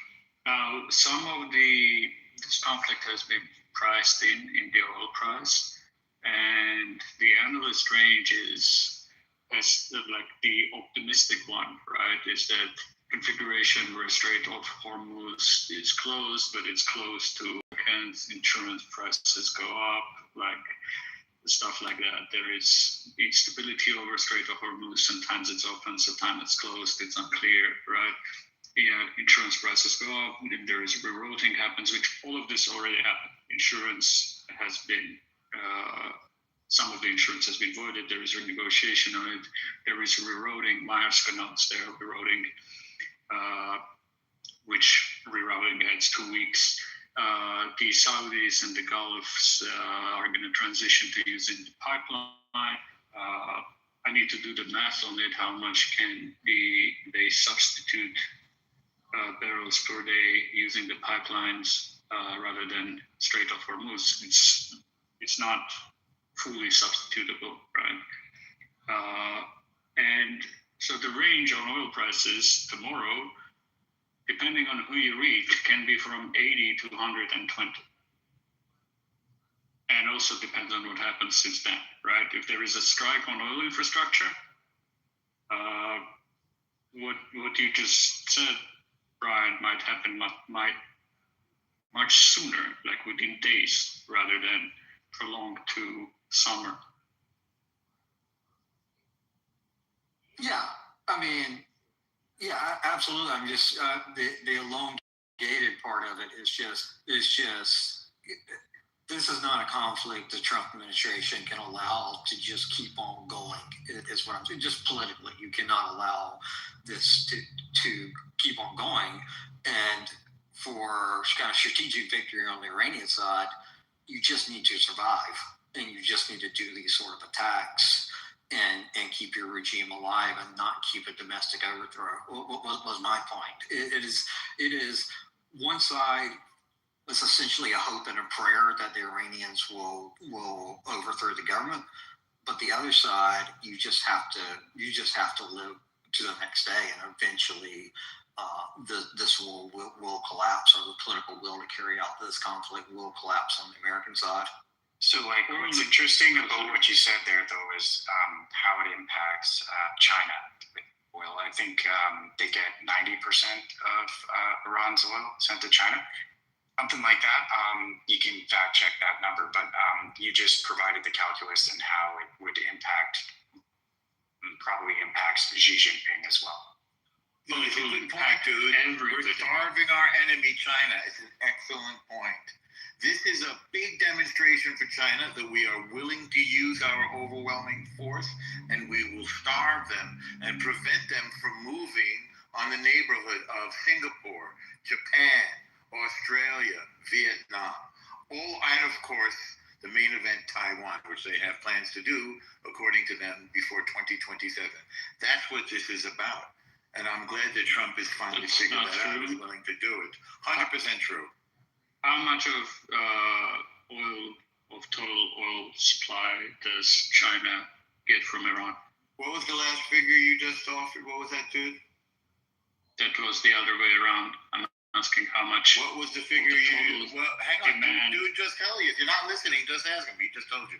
Well, I said 90% of supply. He's asking how much of the total supply in China is provided by. And it's also somewhat. Does somebody want to answer that? No. Years, I got a lot of respect. Let Norm answer, please. Norm answer. Why are you asking me to answer? Because you guys are looking to me as a source of knowledge. Because you made a claim. Suddenly you want to be your party. You made a claim. Yes. This is about starving out China. So that's correct. That's correct. You just say things with no understanding you of what. Wait a second. If it's starving China, hang on. All American allies in Asia. You asked me a question. Let me answer. I said that this was a demonstration to China that we are willing to use our overwhelming force. Do you disagree? Okay, let's move on. Let's just quickly. I guess you were right. You need to learn what. Excellent. I'm glad you guys are learning from me. Oh my God, you guys didn't are know learning. the answer. Just stop yapping. You don't know. I'm glad you guys are learning from me. You don't It's like disagree with me, do you? 10%. Just be quiet. Yeah, Go ahead, I found the answer, and you're pretty close. It's 13 to 15%. We know it. It's very small. It doesn't do anything. And if anything, it hurts the other Asian countries that depend more on Iran that the U.S. is still allied with. Go ahead. Well, I mean, 80% of the oil from Iran goes to China.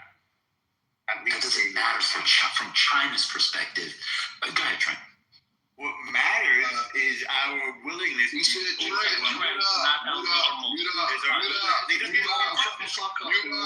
our will. Sit the fuck down, then. Go ahead, Trent. It is now confirmed that per the New York Times, the IGRC, the Islamic Republican Guard headquarters, has been destroyed, as well as more breaking reports that the intelligence apparatus of the Iranian regime has been decimated as well. There were reportedly hundreds of soldiers inside the intel complex. No word on how many were in the IRGC headquarters, but both of those have been completely destroyed. Yeah, CENTCOM was tweeting that out. I saw that too. What else? Anybody else? Just one comment on that. It somewhat doesn't matter that it hurts China too, because it's going to hurt like a global economic disruption if you can disrupt the state of Hormuz and kill a bunch of energy infrastructure through the Middle East. Yeah, it's going to hurt China. It's going to hurt the U.S. It's going to hurt the globe economically. But for this current conflict, which was my point, is that economic harm is going to be fucking really unpopular in the United States, as is another elongated war with in the Middle East. And if you combine that and you're going into an election year, that's unsustainably politically for the United States, which goes back to my point. For the Iranians to win this, only thing they have to do is survive. Like the only way the Americans win this is a hope and a prayer that the Iranian people rise up and overthrow the regime, which I hope that occurs. But I would put my bets on the Iranian regime surviving and eventually political support for this war in the United States collapsing.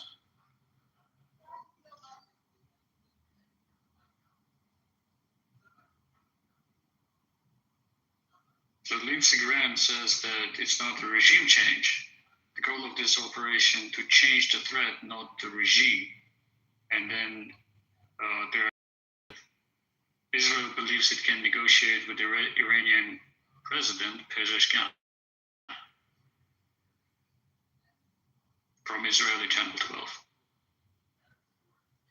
I mean, if you're the Iranians, you survive this conflict, and then you do a racist fashion you fucking can to a nuclear bomb. Like the whole religious teaching, you would think at this point that's got to be on the wayside. And you establish nuclear deterrence. It's gone. I don't think many people know what you're talking about, Brent Scott. It'll be within 2 years. If they're able to get back online, it'll be 2 years. If they, it might even be quicker. Well, I mean, and that's what people don't understand about uranium enrichment. Like, if you're 60, like the technically hard part of uranium enrichment is going from just uranium ore to, your 2% enrichment. Once you get it to 60%, it's not technically that hard to get it to 90%. And they have a shit ton of 60% enriched uranium. Now they got to do other stuff. They got to operationalize it in a bomb, and they got to put it on a missile. But they obviously have a decent missile tech. So all of that's not within the realm of possibilities. Like, they're in a corner. If the regime doesn't die, which I hope the regime dies. Don't misstatement the statement. But if they don't die, the logic for what they need to do next, I couldn't imagine it being more crystal clear, and that's likely what they're going to do.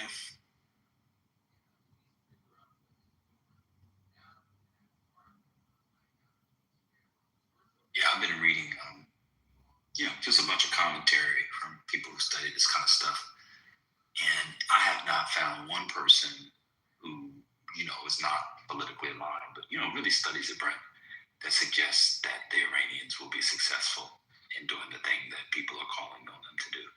Lindsey Graham, when did he say that neoliberal? I need to dig up specifically his stuff. But I mean, he said it after the strikes.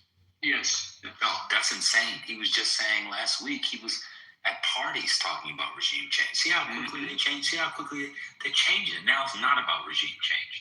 And there'll be maggots in here in a week saying it wasn't about regime change too. There's no regime change. The change you got was, instead of getting a cleric who tells them not to have the weapon, you're going to get some secular guy come in. They're going to put all their forces behind getting the weapon. That's the change. That fatwa. Do fatwas die when the person who issues the fatwa dies? How does that work? For those of you who know about fatwas. Yeah, presumably fatwas will die if the target individual dies. No, I meant the issuer of the fatwa. Oh, I'm sorry? The one who issued it. So Khomeini had a fatwa against building the weapons. Right, I see. So that could continue from that perspective. So it seems to me, no matter who the new leader is going to be in Iran, whether the same regime coming up with a new leader, which actually they're in the process of doing the selection process by this committee of three.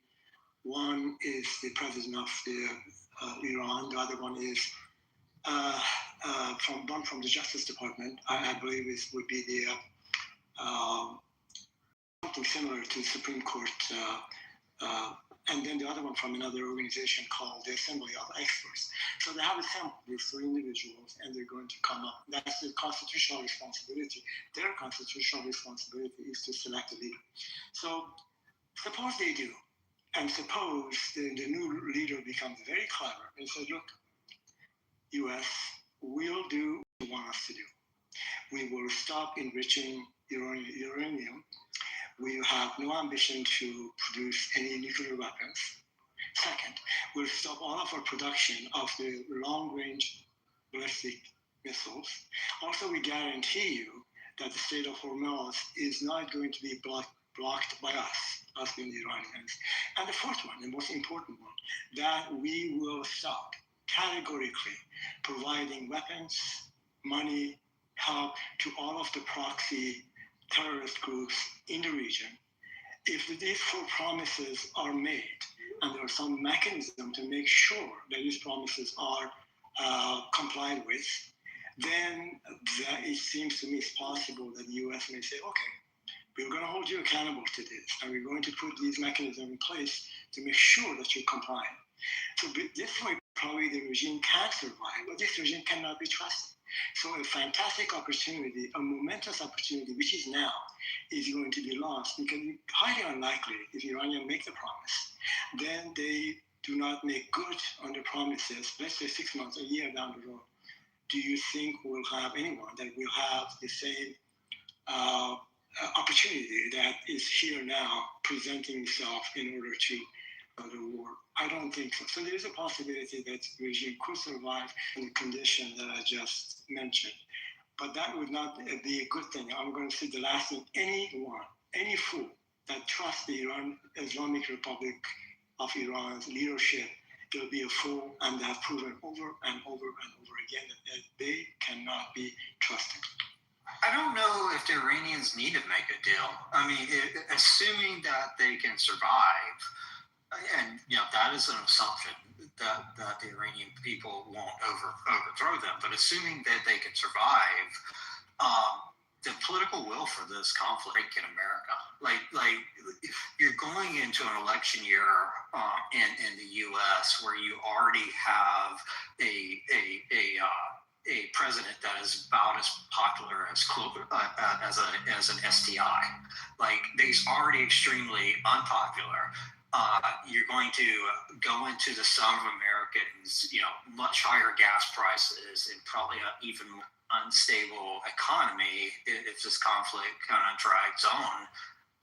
You're not really setting yourself up for a great November. And with that, I don't think this is politically sustainable. So the deal that you laid out, I don't know if it's necessary from the Iranian perspective. The other thing I'd say is, lots of talk of a collapse in the Iranian regime, and some of those scenarios can be positive, but some of those scenarios can be very, very negative. I mean, you could have more hardliners from the IRGC essentially take over, make the supreme leader essentially a figurehead, and then do those sort of things. That's already happened. Well, provide a nuclear, do a nuclear sprint and do those things. So, I just think this is a conflict. Obama said, "Let's bring back hope." I think this is like the neocon hope and dream, and it works out. And I'm just dubious that is going to. Yeah, you're probably right, Brent. I think time is on the Iranian side for the reasons that you just explained. So I'm not sure but the scenario you're presenting is possible in terms of the effect on the midterm elections in a negative way, particularly when the president actually at the one of the agenda that he was running on is basically no nation building. The focus is going to be on the domestic, predominantly, on the domestic concerns of the country and immigration, taxation, and the rest of it. So the focus being pretty much is the other way around. Yeah, I do agree with you. Who knows what's going to happen? Yeah, exactly. A lot of us right now are just speculating, which is fine. The news is a little sparse, but I think hope is good. Lindsey Graham said it also on Meet the Press. Isn't that what was in Pandora's box? Hey, Neoliberal, can you look at the link that I posted, just see if you played it already? It's super quick. It's with Lindsey Graham this morning. It's a different...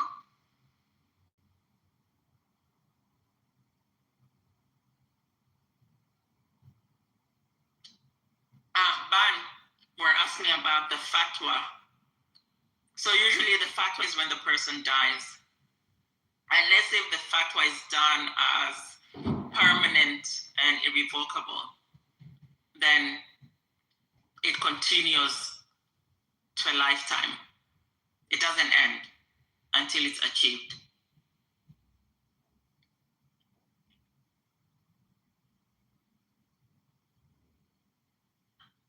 Okay, interesting.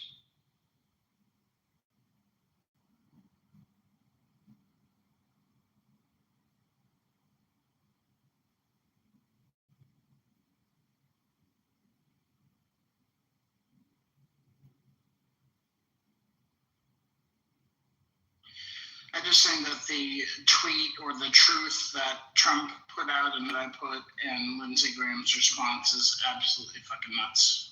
I don't know if you've already addressed it. Scott, I think it's part of the same interview. There is a part where says, quote unquote, the goal of this operation is to change the threat, not the regime. But he puts it like differently 3 times. So we sacrificed all those fucking college kids that I ran to Mola for fucking nothing? Yep. Do you want me to stream it? I can if you want. Which, the clip? Yeah. Oh, yeah, it's a 2-second. Yeah, go for it. I got it. Sorry. Hang on. Hold on. Sorry. That's the other thing Scotty was listening to. We know why. We know why. So 3 U.S. soldiers died for fucking nothing? Wait, she's playing the clip that I put in there, Al, I hope.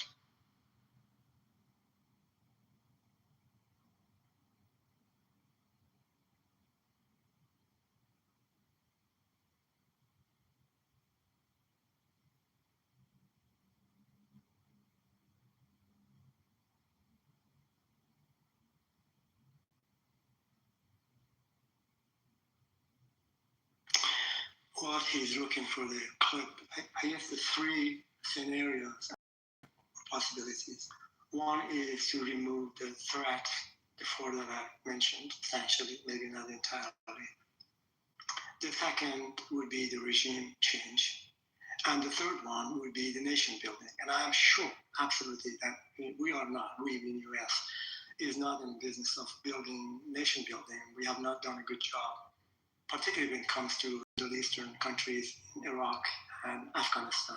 So I think from those 3 scenarios, it seems to me the first one that I mentioned, removing the threat, would be a good goal to have, considering how menacing this Islamic Republic of Iran has been in the last 47 years, not only terrorizing their own people, and the numbers killed by this regime varies from 50,000 to 100,000 during the last 47 years. And I probably can post numbers here. And also being a threat to the regional stability in the adjacent countries and the region itself. And so removing the threat would be a good thing.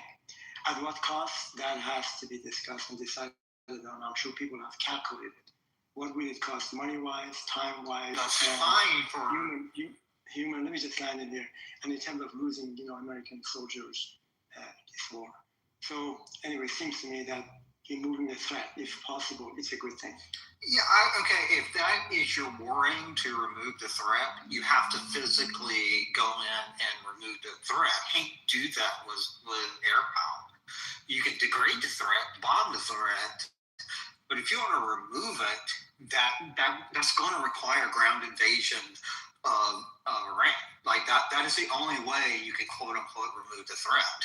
So you're if the goal is that, the means that you're using to get to that goal are just by definition non-sufficient. So what I'll say is, you're talking about fully removing the threat with force, but so what about degrading that threat so much that the people could actually remove that threat? Well, then that's regime change. Like if you're trying for regime change, maybe that could occur. There's some evidence that the Iranian people don't like this regime, and maybe you can bomb the regime to a point that they would overthrow. I would just say, to counter that, one, that is a strategy of hoping and praying, and to defeat that strategy, the only thing this regime has to do is survive. And this regime has shown a remarkable ability to survive, through its various crises. And I would, if I had to take a bet, and this is not the bet that I want to go true, but if I had to bet my life savings on it, I would bet on this regime surviving versus that kind of hope and prayer strategy working out. And do you know who else agrees? I have a written screen. I'm going to play it before I lose it. Here we go. Senator, at the time, you agreed with the findings of the intelligence community. I want to play back what she said at the time. Take a look. Yeah. The Russians did it. It was the Russians who tried to interfere in our election.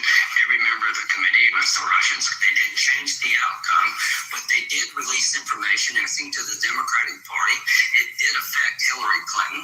There's only one person in Washington that I know of that has any doubt about what Russia did in our election, and it's President Trump. Senator, are you now saying that you... Okay, that's it, guys. Brent, I wanted to respond to he's making a very good comment. Any effort that is going to postpone by a year, 2 years, or 5 years, the nuclear production of the enriching uranium in Iran, and also delaying the production of the production of long range ballistic missiles, and also putting some checks and balances in terms of Iran's participation in the fueling the regional conflict. I think even if you can postpone that for 2 or 3 years, that's a good thing. It may not necessarily require a regime change. By destroying the infrastructure in Iran, the military ones, particularly the one producing the weapons, and enriching uranium, the uraniums would not be necessarily a bad thing to be done. So I don't think postponing it would be probably a better option. And I think this attack, it seems to me, that might be able to accomplish that. Yeah, and if it doesn't accomplish that, just wait, Brent. If it doesn't accomplish that, then what it will do is change the state of affairs of the region. And that could still be a benefit of the people suffering from this regime, and also American benefit as well. The neighbors in the region that are, kind of impacted by Iran, it's not only Israel. And I know that people in this room like to hate Israel, but they're not the only neighbor concerned with Iran today. Alternatively, it can, and I agree with Brent, right? But this is all, of course, seems very positive. Alternatively, it can embolden, as American CIA thinks that released the report a day before this campaign started, or on the same day, thinks that the RGC hardliners will be in power. The center of gravity would shift more to the more radical factions in the Iranian government, right, and IRGC. And given the asymmetry and costs of production of those weapons and access to oil, they can rebuild, right? So kind of a few comments on kind of delay. One, I just find it kind of humorous because one of the big things that people didn't like about the JCPOA is that they said, well, this only delays the Iranians' path to nuclear bomb. It doesn't forever stall it. So, we did have an agreement. It did have sunset clauses that could be that could have been renegotiated, but we did have an agreement that was very cheap to implement, and that held the Iranians to 2.6 or 3.67% enriched uranium as a cap. Were you here when the foreign minister of Oman was speaking, that there was a new agreement on the table that was better than Obama's agreement on nuclear issues? I did not hear that. Let me catch you up. Before this war, the Omani foreign minister went on Face the Nation, right? Because I think he thought that the United States was going to go to war, and said that a deal on the table, right, on nuclear issues is much better than Obama had at the time. It permanently solves the nuclear weapons issue, and said that other than that, they are open to discussing, not at this round, not at this stage, but once we have success with this, they're also open to discussing ballistic missiles. Yeah, and that would be great. I think a diplomatic solution with international monitoring is much better than this solution, because it goes to the other reality is is dropping bombs isn't going to unenrich uranium. You already have just a shit ton of enriched uranium. That's not that technically hard to turn into weapons grade. And you gotta kind of deal with that, is that, how much is use of force going to delay? If the Iranians want to do a nuclear sprint, how much is use of force really going to delay them when they already have as much near bomb capable material as they already have? Brent, I read somewhere, and I'm not quite sure where, that Americans offered the Iranian regime to actually build at their own expense, American expense, 3 nuclear power plants in Iran and provide the fuel to Iranians in exchange for getting whatever uranium enrichment material that Iran has to hand it over to some kind of international agency. Iranians do not accept that. So if you don't accept that, if you're saying that on producing enriching uranium to build power plants, and first of all, one has to think about how rich this country is in terms of Iran, in terms of the hydrocarbon reserves, in number 3 or 4 in the world. That's number 1. But let's say Iran wants to wear a white environmental hat and say, look, I think fossil fuel is not good, so I need to provide a portion of the energy production in Iran all the way through nuclear power plants. So this offer was provided to them, and they said no, thank you very much. So I get it, Ali. So between the United States. So that should tell. I'd be grateful if you let me finish.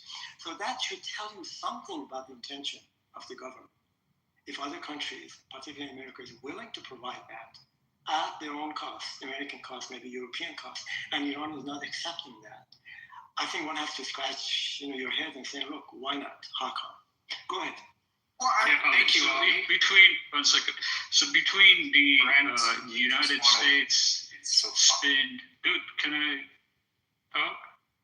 So between the United States take on the negotiation, the Iranian take on negotiation, and the mediator take on the negotiation, which is more credible out of those 3? I would say the least credible would be the Iranian government. Okay, and between the mediator and the United States? I don't know. I can't tell you. Amazing. Well, I think the mediator take on the negotiation would be the most credible, right? The Omani foreign minister spoke to, right? I have no reason to trust on the state of negotiations United States, right? Because United States keep going into negotiations and then keeps in the middle of negotiations bombing the country, right? So in between those 2, I agree that the Iranians, let's say, are the least to be trusted. But between the mediator and the United States, given the behavior of the United States on negotiations and the last, if you remember, 12-day war with Israel, it started also in the middle of negotiation, right? When the United States bombed Iran, right? So, and given all the leaks on the negotiations coming now, that the United States representatives didn't even seem to understand. Washington Post did a reporting on it. Seems the Omani guy has the most credibility out of those, right? The Omani guy said that the nuclear weapon, they have reached basically an agreement. He asked for more days from the United States, went to face the nation, spoke on it, right? Said that basically we have the solution to the nuclear issue. And the other issues, they're open to talking after this is done, including on ballistic weapons. On negotiations, it's also important to just remind people that it is really the U.S. that has a longstanding inability to stay in a negotiated solution. It was the U.S. that originally left the JCPOA when all parties were essentially in agreement that the Iranians were in compliance with the uranium enrichment targets in the JCPOA, And that if that wasn't the case, there was a mechanism for the United States to kind of show its facts and show that the Iranians were not meeting targets. So, you know, it always, again, I always think it's good to look at things from two perspectives. I hate the perspective of the Iranians. They're religious zealots that harm their people. But if you're looking at it from that perspective, it is the United States that are you know, not trustworthy negotiating.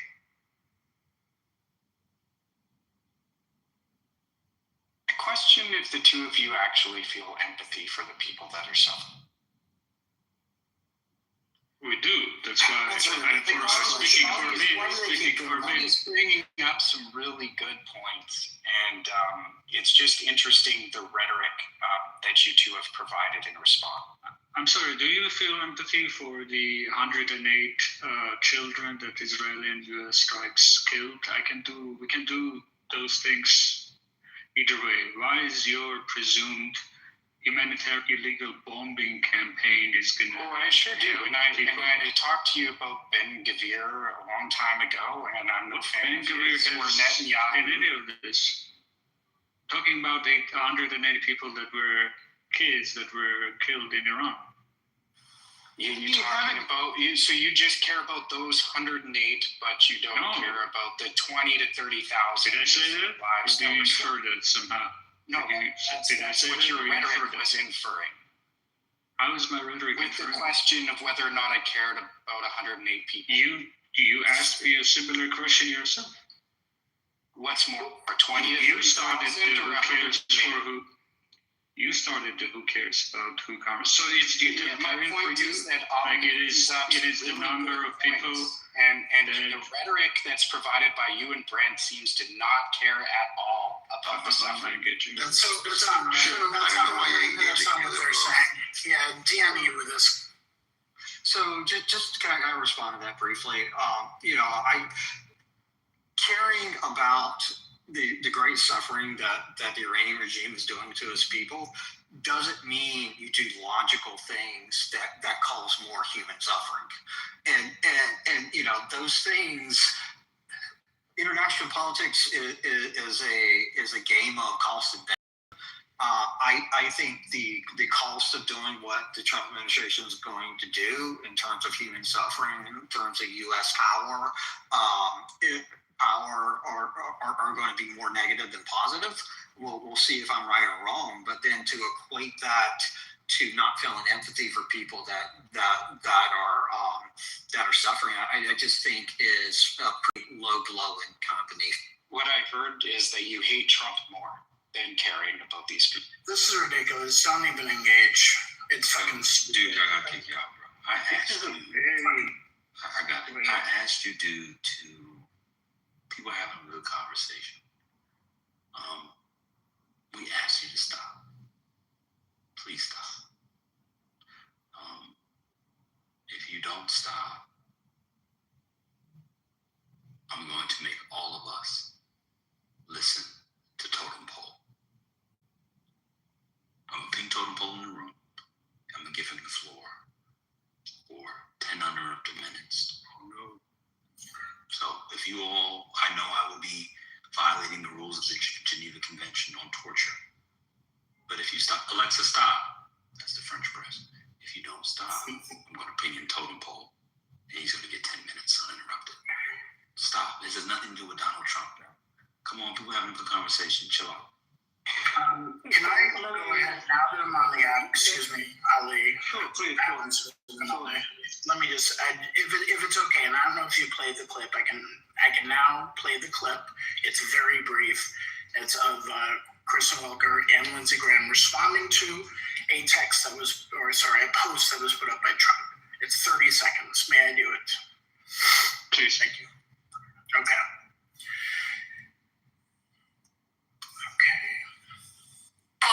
Hopefully, the IRGC and police will peacefully merge with the Iranian patriots and work together as a unit to bring back the country to the growth it deserves. Is hope the plan for the future of Iran? No, the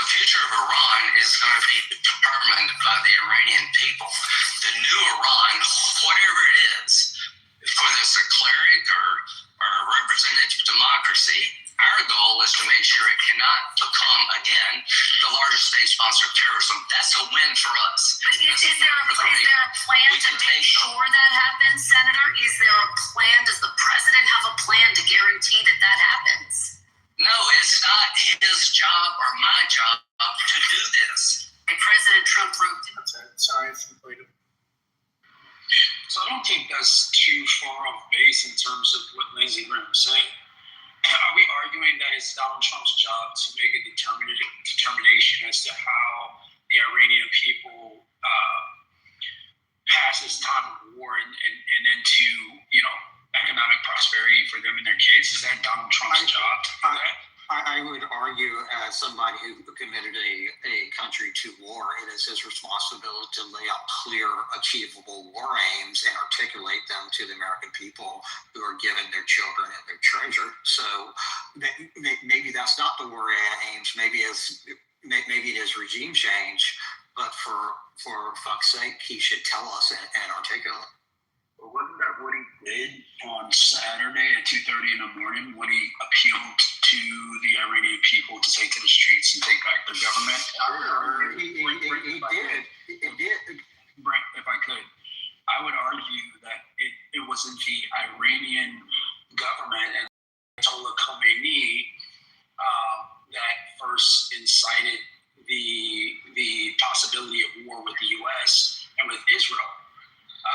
I think that their enablement and their financing of proxies, Hezbollah, Hamas, Houthis, are the early indications of the interest for war. So I wouldn't think that we would put the onus on the President of the United States to have to provide a definitive outcome for how the people of Iran. He simply needs to suggest, hey, we're putting the ball in your court, and we want you to engage this with the same level of seriousness that it's going to take to remove your current regime, which is a very unpopular regime in the first place. I mean, when Trump came to the microphone, you're right, he did provide justification, and that justification was regime change. Lindsey Graham came to the microphone and he just said that this is not about regime change, this is about an imminent threat. Obviously Lindsey Graham's not part of the exec, but there seems to be rather confusing messaging about what is the United States actually trying to achieve here. And that messaging, when you're putting blood and treasure on the line, that messaging should be clear. Like, you should go into a war with clear war aims, and that's not too much for the American people to ask. Well, Brent, I think can I say this, TC, real quick? The reason I even played the clip was less about Lindsey Graham. We know what a tool he is, and we know what he said. It's more about Trump just freestyling. Maybe the IGRC will merge with the Patriots of Iran and work together. That is so fucking ignorant, ridiculous, and yet we're glossing over it because of what Lindsey Graham said. I mean, both things terrible. So, Brent, I would ask, I'm sure you know more than anybody else that there's legal considerations for why he has to articulate the purposes of going to war, and then there's also geopolitical considerations. The geopolitical considerations might be different from the legal considerations, but they're not mutually exclusive, or one is not more valid than the other. If he says that I have to prevent an imminent threat to the national security of the United States and our allies, that could be the legal justification. But if he was to continue on and say, and so we expect for the Iranian people to take to the streets and take over the government, that could be a geopolitical consideration. I don't think those two are incongruent. I think it's consistent with historical analysis of how previous presidents have engaged the rhetoric around taking preemptive actions. I would point you to George Bush and Afghanistan and Iraq. When has a revolution Afghanistan wasn't preemptive with the oppressing power to have a peaceful government? I'm sorry, I didn't catch your question. What was that? It wasn't even to you. If you want to respond, it's fine. But it's just generally, when has a revolution teamed up with an oppressive power? Well, we know that the United States fueled, guns and munitions to what would have been present day the Taliban in Afghanistan when they were warring against the Russians. That might be a horrible example, but it wouldn't be the first time that America supported a less than ideal ally Within the enemy of your enemy is your friend. Within its own country, when has a revolution sided with the oppressing force within the country? Let me rephrase that question. And it wasn't the Taliban initially either. It was Mujahideen. Yeah, why are we doing it? I said it was present day. I said it turned into present day Taliban. That's what I said.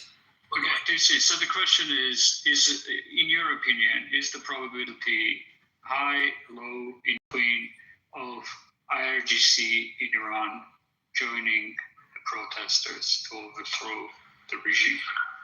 So I agree with you, liberal. I don't think what Donald Trump intimated as if IRGC was going to lay down their weapons and join the protesters in the street was a viable option. I think he knows that. I think the skilled people in the State Department know that. I think effectively what you're doing is you're giving justification for geopolitical ends. We were talking about a minute ago how the negotiations were fruitless and how you thought that the Amman representative was more credible than the negotiators on behalf of the U.S. And I would agree with you.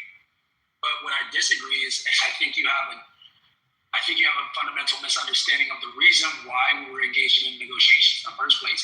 They weren't to reach a diplomatic end in the first place. They were to buy time.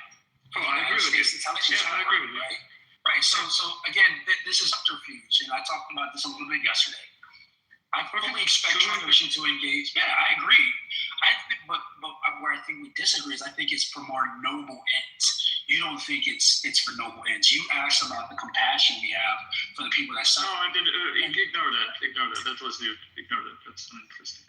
Okay, yeah, no. The point is that yes, he's engaging in political subterfuge to create the pretext to allow him to continue to engage. I think for a more noble end. Okay, that's a fair take.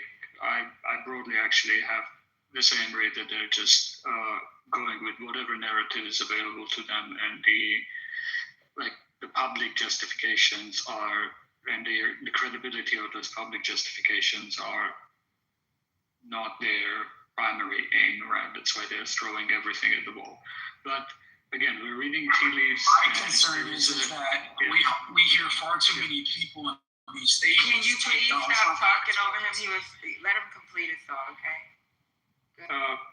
Yeah, but we also, and this is to Trump administration and the Lindsey Graham, right? So it's also fair to look at Lindsey Graham's statements and how they have shifted during, before the operation start and after the operation start, which is, I think, the interesting point, right? Lindsey Graham was for regime change before the operation.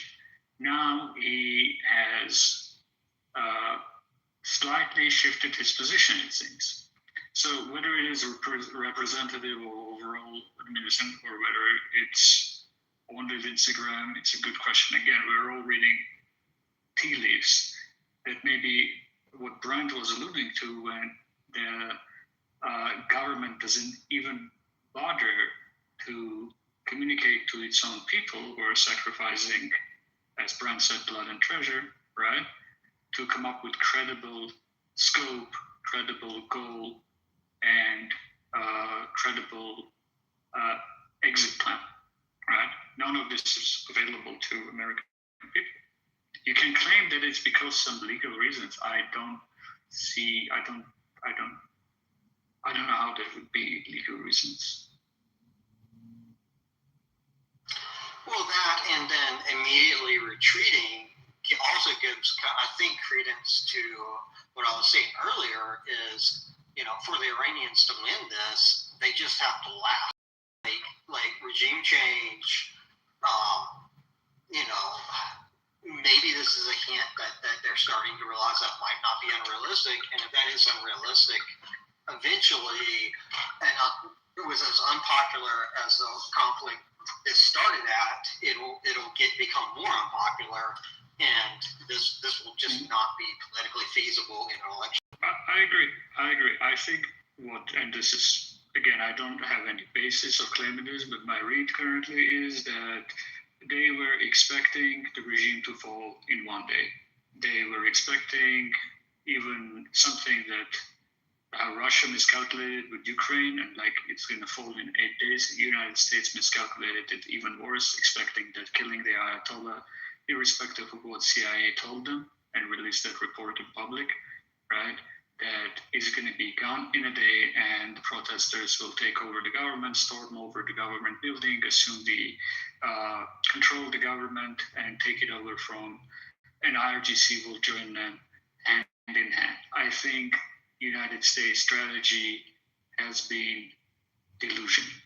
Yeah, and I think United States is at this point unprepared, wasn't even expecting the range of retaliation that the United States is currently engaged in.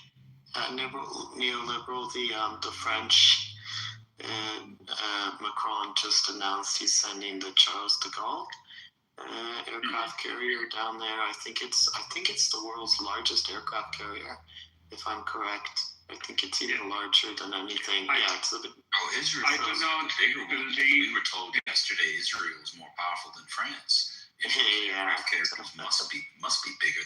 Good point. Good point. But anyway, keep going. Just keep going. Yeah, but that's a question when there's a.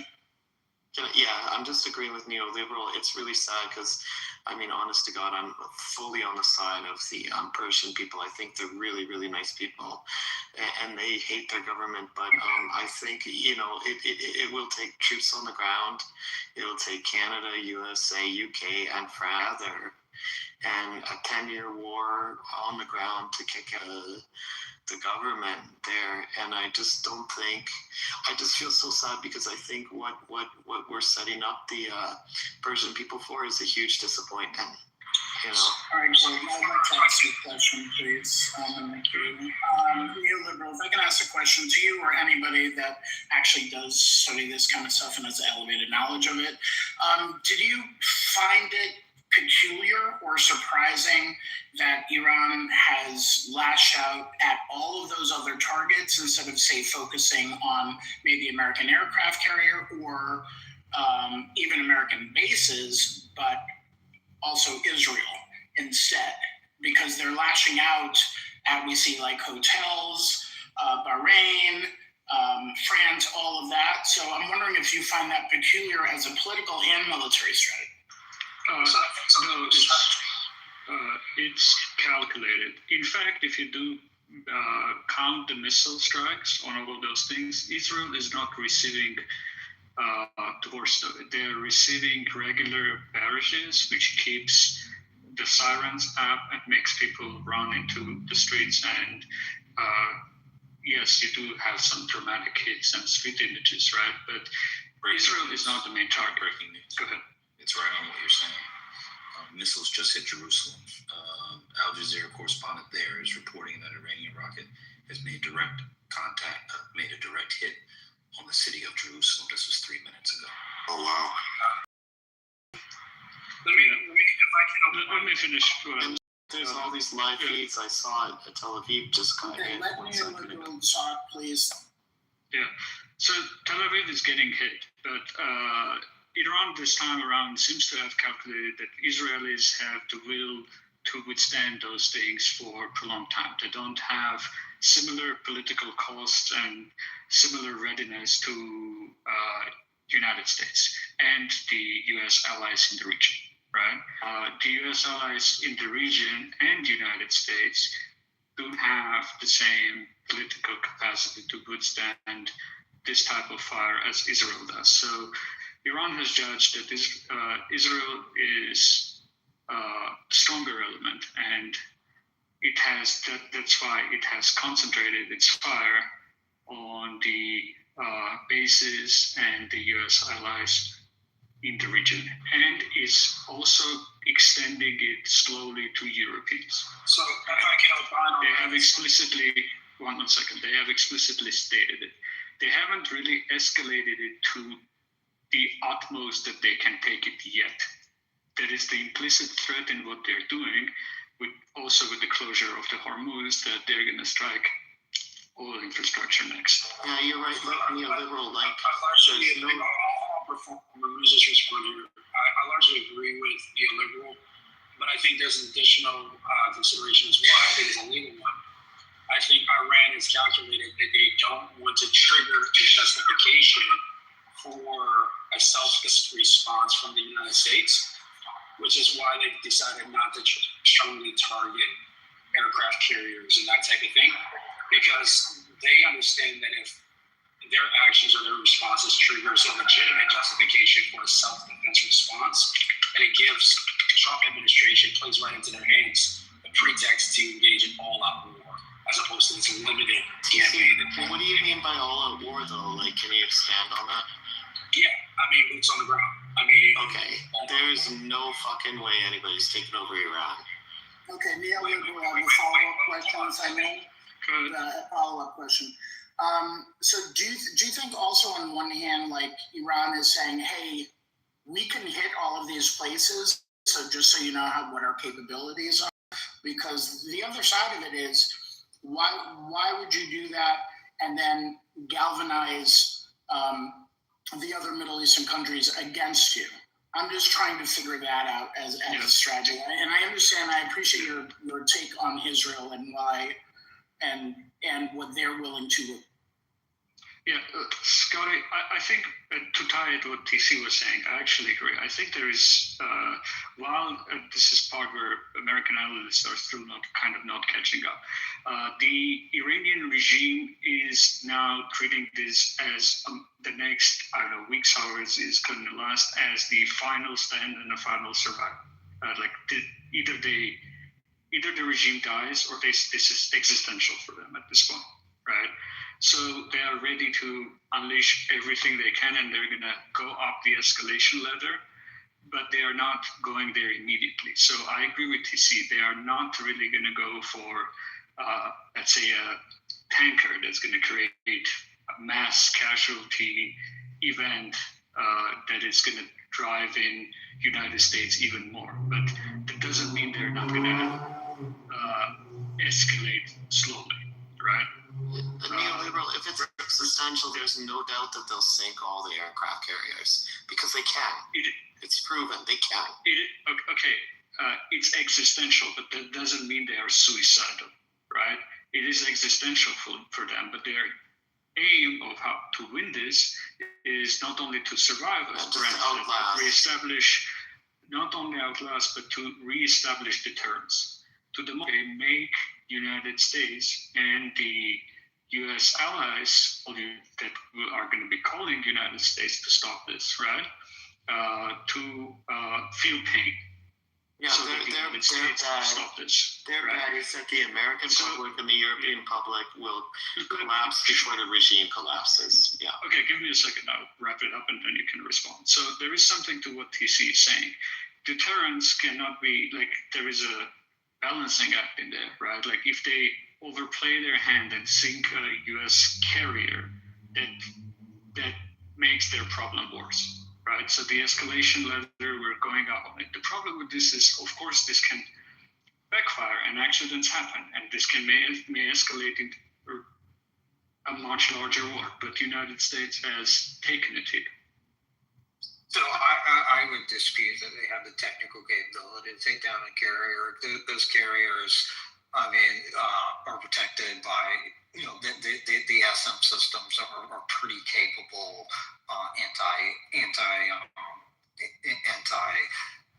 ballistic missile systems, and also it is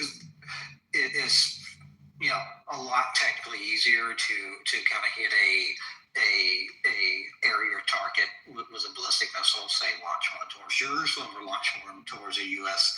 base versus a kind of a relatively small maritime target like a carrier. So I don't put much faith in the ability of the Iranians to sink here.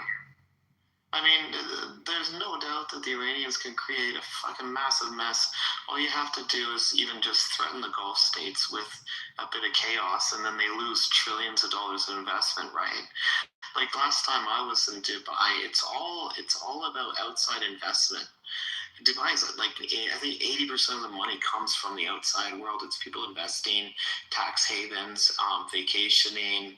There's like a million Russians just on the one beach where I was staying, right? They're all outside investing, and all Iran has to do is make it an unattractive place. Everybody pulls out their money because they think it's, news. Yeah. Scotty, if you're on stage, I can see. See you? Oh yeah, I'm here. Yeah. Yeah, this is from Al Jazeera. So they just basically said that Trump, I put it in the chat. So sorry, Trump, sorry about that. Trump open to talks with new Iranian leader. White House official has told Al Jazeera that Trump is open to talks with new leadership following the killing of the Ayatollah. Nah, it's the pressure he's getting from the Gulf states. They're calling him up saying, hey, make a deal, you know. Yeah, you don't need to 2 cents everything. You know what I mean? Let the conversation flow. You don't have to respond. No, I think this is exactly what I said yesterday. I think this is the same plan. I get excited when I hear stuff like that because I said this, I called this out yesterday. It's the same play we did in Venezuela. Watch what I tell you. Trump is very predictable. It's pattern recognition. He's going to do the same thing he did in Venezuela, and it's highly effective. That's my bet. How is it effective? I just told you that they hit Jerusalem. Like they hit a hotel in Dubai. Not Dubai. Where was the hotel? Bahrain. I forgot the name. Dubai. There are American soldiers dead. This is a lot different. No, it is different. I'm not saying that it's not different. But I'm saying the strategy is the same.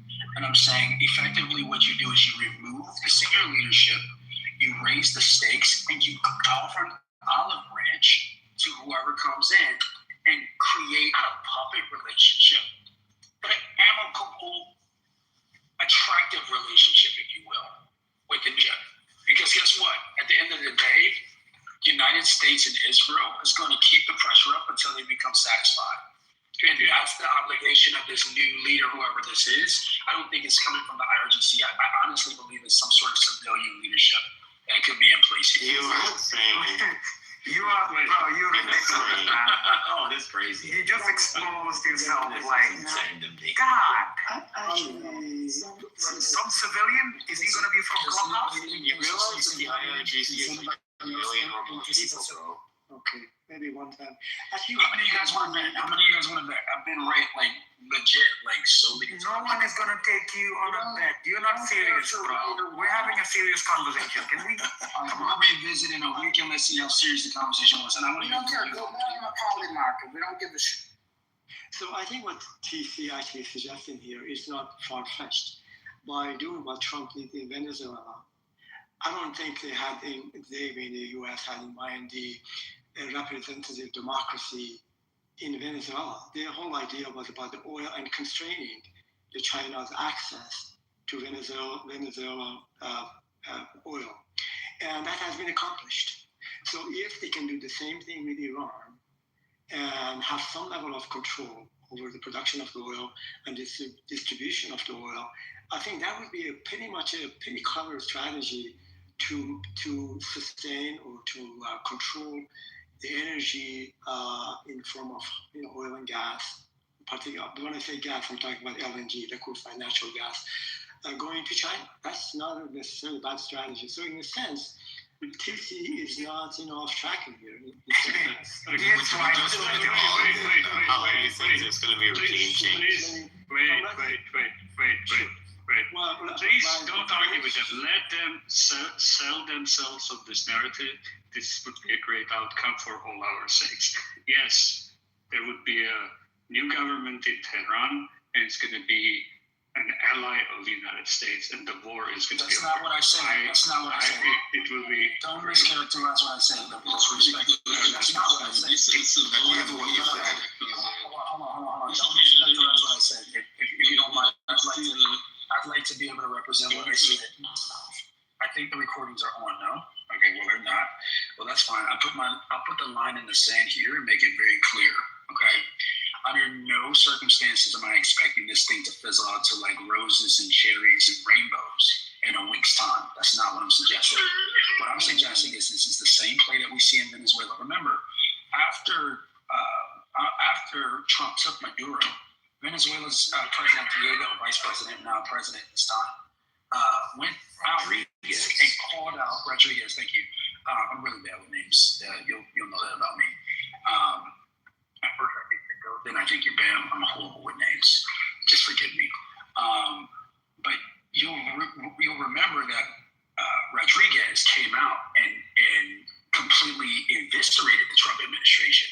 Okay, condemned their actions and said Venezuela will rise from the ashes to that effect.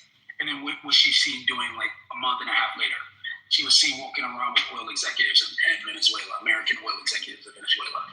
They have to play this game. So what I'm saying is, you guys can disagree with me. I mean, this wouldn't be the first time. What oil executives?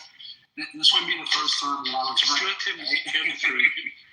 I'm arguing that I wouldn't put it past what's the strategy, being that they set up a civilian leader, okay, a civilian leader to represent negotiations for Iran, to appease the United States, and allows the United States to create an amicable relationship.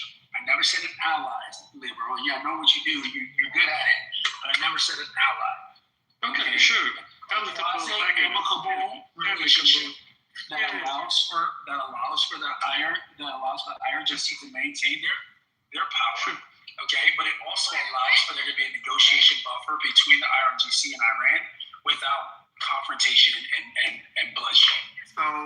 So they keep their nuclear ambitions. They keep their ballistic weapons. Of course not. It's an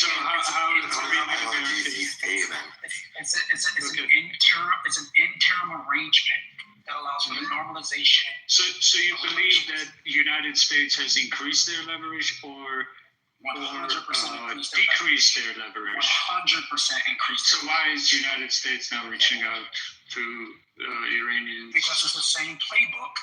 It's the same. We are actually. Wait. Okay, why are you saying America's not? 100% America is. American intelligence have been liaising with opposition forces in Iran. Which opposition? So are you going to betray the opposition forces? On the fucking internet in Iran. So you're going to betray the opposition forces? How do you think we got our intelligence in the first place? From the opposition? You're a moron. From Mossad. I know. I believe there are at least two Iranian generals that are spies for the United States. Yeah, that's the point. That's what I'm called. That's what they're called. So they're not opposition. They are opposition. They are opposition. That's not how it works. So here's the thing, right? What I'm gonna do, and I'm gonna go ahead and mute up because I see the temperature in the room rising a little bit, and that happens when I seem to speak. That's okay. But I'm gonna ask you a question. What are you gonna say next week when it comes out that there's a civilian leader that's leading the negotiations in Iran? What are you going to say then? How stupid I am? No, I'll eat a pork chop. I'll respond. I'll eat a pork chop. And wait, I'm going to stop you. The civilian leader is the leader of the country. Yeah, he's a civilian leader. He's a civilian leader. What do you mean, a civilian leader? He doesn't know that. Yes. That's the problem. Yes, he doesn't know. Yeah, I do know. And you're the one that don't know. You literally just called Delcy Rodriguez President Diego. This man knows nothing about Persian culture. What are we doing here? I thought we were having a gentlemanly conversation. The civilian leader will lead a conversation like it would be a change. He's already Mama do say. Yo, stop calling me that. What is wrong with you, dude? I'm not also a dummy. Okay, so again, are we going to go back to have a gentleman conversation, or are we going to go back to name calling? See, the United States hasn't even put in free internet for the Persian people. The United States hasn't been able to do anything for them at all. What are you talking about? Imagine calling Delcy Rodriguez President Diego, and now you're telling us about a civilian government. My lord, give me a second. Let's let TC finish so that temperature doesn't rise in the room. TC, please, just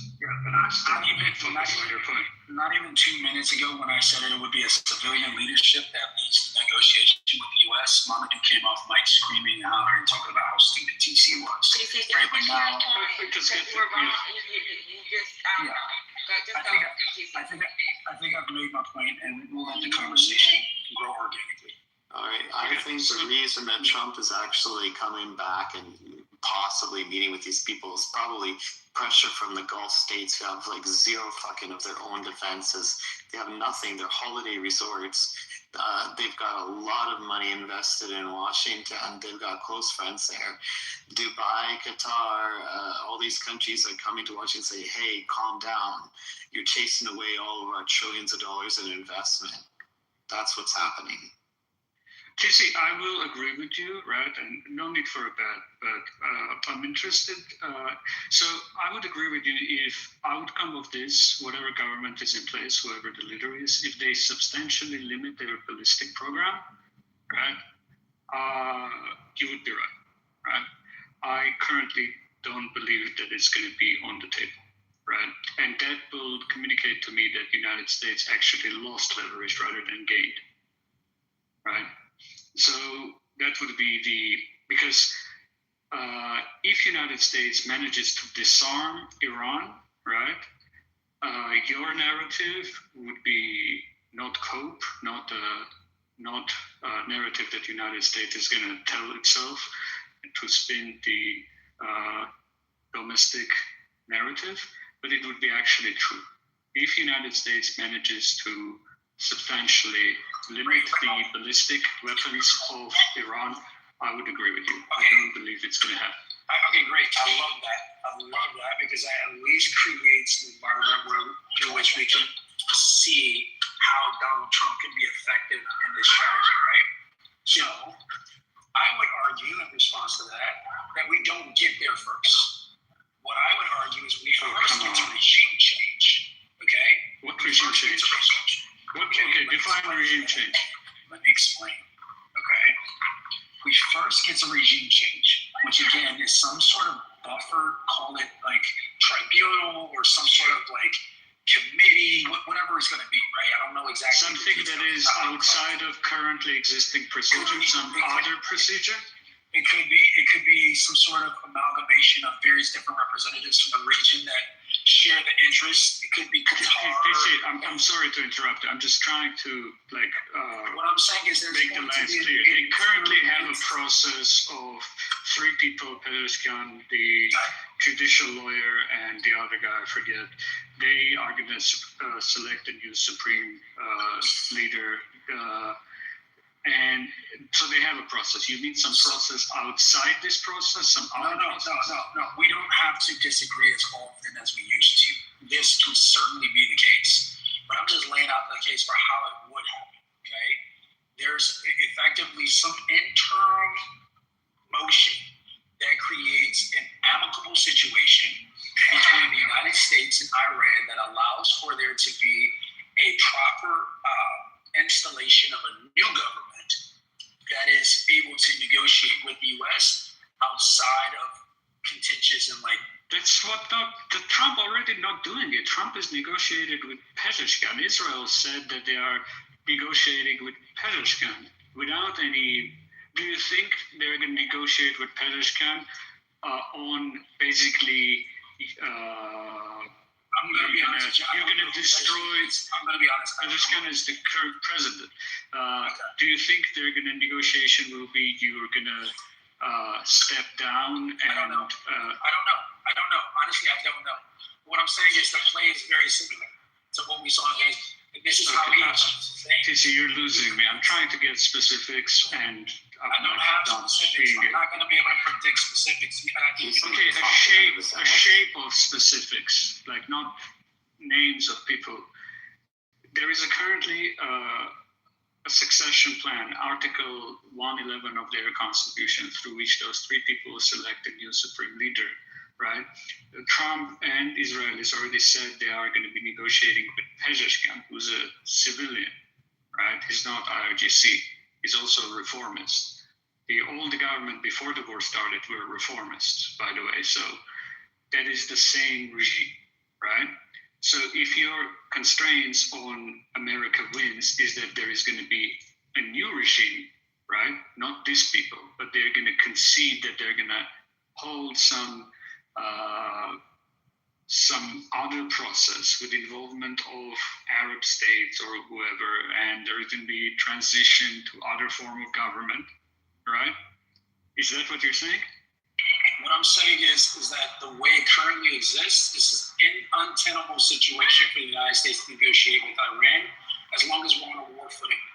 And the Trump administration strategy, right? Let me just finish it. And we're not going to have specifics here. We're not even 48 hours out from the initial strikes, right? More than 72 hours out from the initial strikes. So I'm not going to have specifics, right? We're all postulating here. But based on what we can discern from Trump's successful efforts in terms of destabilizing and then stabilizing again, is that he's going to erect an interim government entity. I don't know if it's a committee, tribunal, whatever it is, right? That's going to create amicable environment for negotiations. Now, what I think could potentially happen, and is also likely, is that we resolve that there will be no more supreme leadership in Iran. And it will fall to pure democracy. They will retain their democratic model with the president. But it has to be a president that is, again, open to negotiations with the U.S. and Israel, and one that can commit to at least creating a pretext for negotiations. Okay, thank you. So I just wanted you to tease this. 1 second, I'll wrap it up. So thank you for teasing that out. You heard the conditions for what TC will consider the amicable solution. Let's see if it materializes. I believe the probability of that materializing is very low. So TC, I think Neil making a good point. So right now, as we know, there is this committee comprised of the current president of Iran and the chief justice of Iranian legal system, and also a popular member of the Assembly of Experts. Their job is twofold. One is to provide leadership for Iran in the absence of having a supreme leader, which is now is dead. Second is they are being tasked with the responsibility in the Constitution, as Neil correctly mentioned, Section 111, elect a leader for the government. So the process itself is kind of in place. Unfortunately, that's just the way it is. The whole system is being rigged. So outside of this, if U.S. is negotiating with Pezeshkian, who is president of Iran, in what form or shape he is going to get the support from the current apparatus of Iranian government, or the people actually to support him, put him in a position that is going to be able to, in a credible way, to represent Iranian government and negotiate with U.S. So when we talk about a regime change, it's a good question. What do we mean actually? What is that is all about? Is it doing away completely with Islam? Yes, doing away completely with the supreme leader. There will be no more supreme leader in Iran. That's the one. If you want to wrap your arms around this, that's what my position would be. Sure, I understand. So I think if the idea is to have a civilian. I think when you say civilian, I take it in a way of separation of church and state, having a civilian which is free from theological ideology. Yes. So that would be a good aim to have. If a leader is going to commit to that and having something resembling our establishment clause in the First Amendment, that probably makes sense. But I'm not quite sure what this regime change. What we talk about, what is the mechanism actually to bring, who would replace this current regime? I don't know. So the question by Neil, it's a good one. Although I disagree with some of the things that he's saying, but it's a legitimate question. That's why I said, if he wants to wrap his arms around my prediction, if you will, and I use that term lightly, because again, we're all just speculating here. But yes, pause. No wrapping my arms around anything. Pause. But I think if you were to try and say TC, just a quick number. Real quick, let me just 10% of the people in Iran work for the government. I got as a liberal. So if you want to lock me down on something, I would say yes. That civilian leadership looks like not a supreme leader, no new election of a new supreme leader.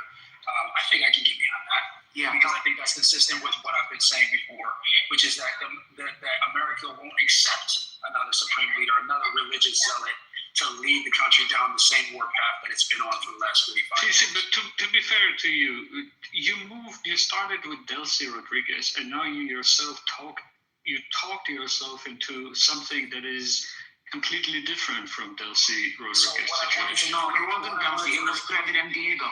What I wanted to do was build on the conversation I was having yesterday with you guys, which I did reference Rodriguez and what happened in Venezuela. And what I said was, and you guys were in the room when I said it, is the reason why you see, the more you talk and the dumber you sound. Shut the fuck up. Okay, people don't like when I engage TC. I'm gonna stop. Yeah, please stop engaging him, man. Yeah, for the people serious about having a good faith conversation, neoliberals stated something about the fact that Pezeskian, who our brother TC did not know who he was, yet has organs, was a reformist. Now, there is a part where a hardliner swoop in, they have a supreme leader who's a hardliner, and then all of a sudden says, you know what? We're going to stick a middle finger to all these reformists, so-called moderates, and then it's just going to be a government full of hardliners. What is faith going to do then? And who are we to sit here and tell the Iranians that we're going to dictate what kind of a system they're going to have moving forward?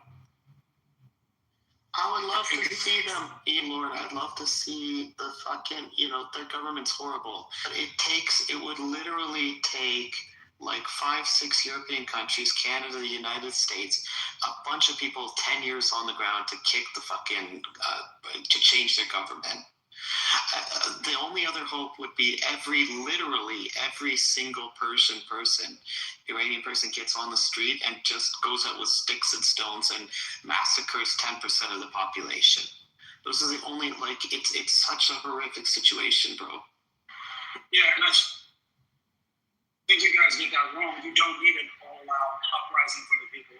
All you need is to sufficiently fracture the existing leadership such that listen, okay, just listen to me for a second, bro. Listen to me for a second.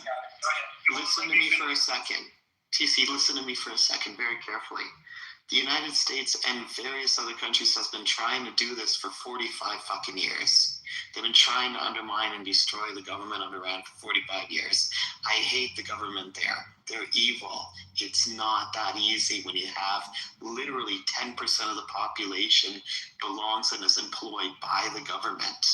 Right? So if you have 1 in 10 people acting as spies, people you can't trust, it's a complete revolution of everything.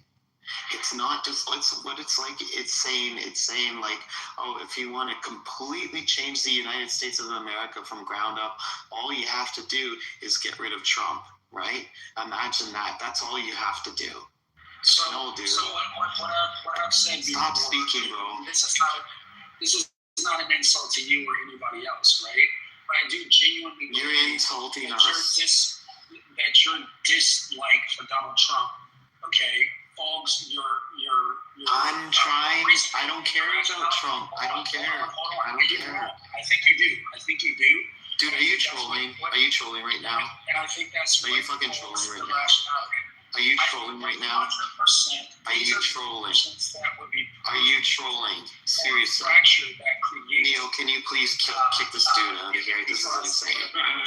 It's not up to me. TC is on the stage. Do whatever you want to do. So for people that another down. I think the best strategy moving forward, if you disagree in these rooms, is to just cry Trump derangement syndrome and beat up. How many times has Trump been right? Let's be honest. If you don't mind. So here's another possibility. And this happens quite often in the military ranks. There's many times there are coup d'etats. There's a possibility that a very ambitious, high-ranking officer I hope you're right. Coup d'etat. Well, yeah, let me just finish. So having could be possibly an individual in military who was more of a kind of a liberal leaning and not being necessarily a hardcore Muslim, to have a coup d'etat and take over the government for a period of time, which we call transitional period or maybe provisional government, and provide some space and room for people to regroup and decide how they want to move forward. The problem with this approach is, which is possible, I would say, I don't know, but it's possible. It's been done before.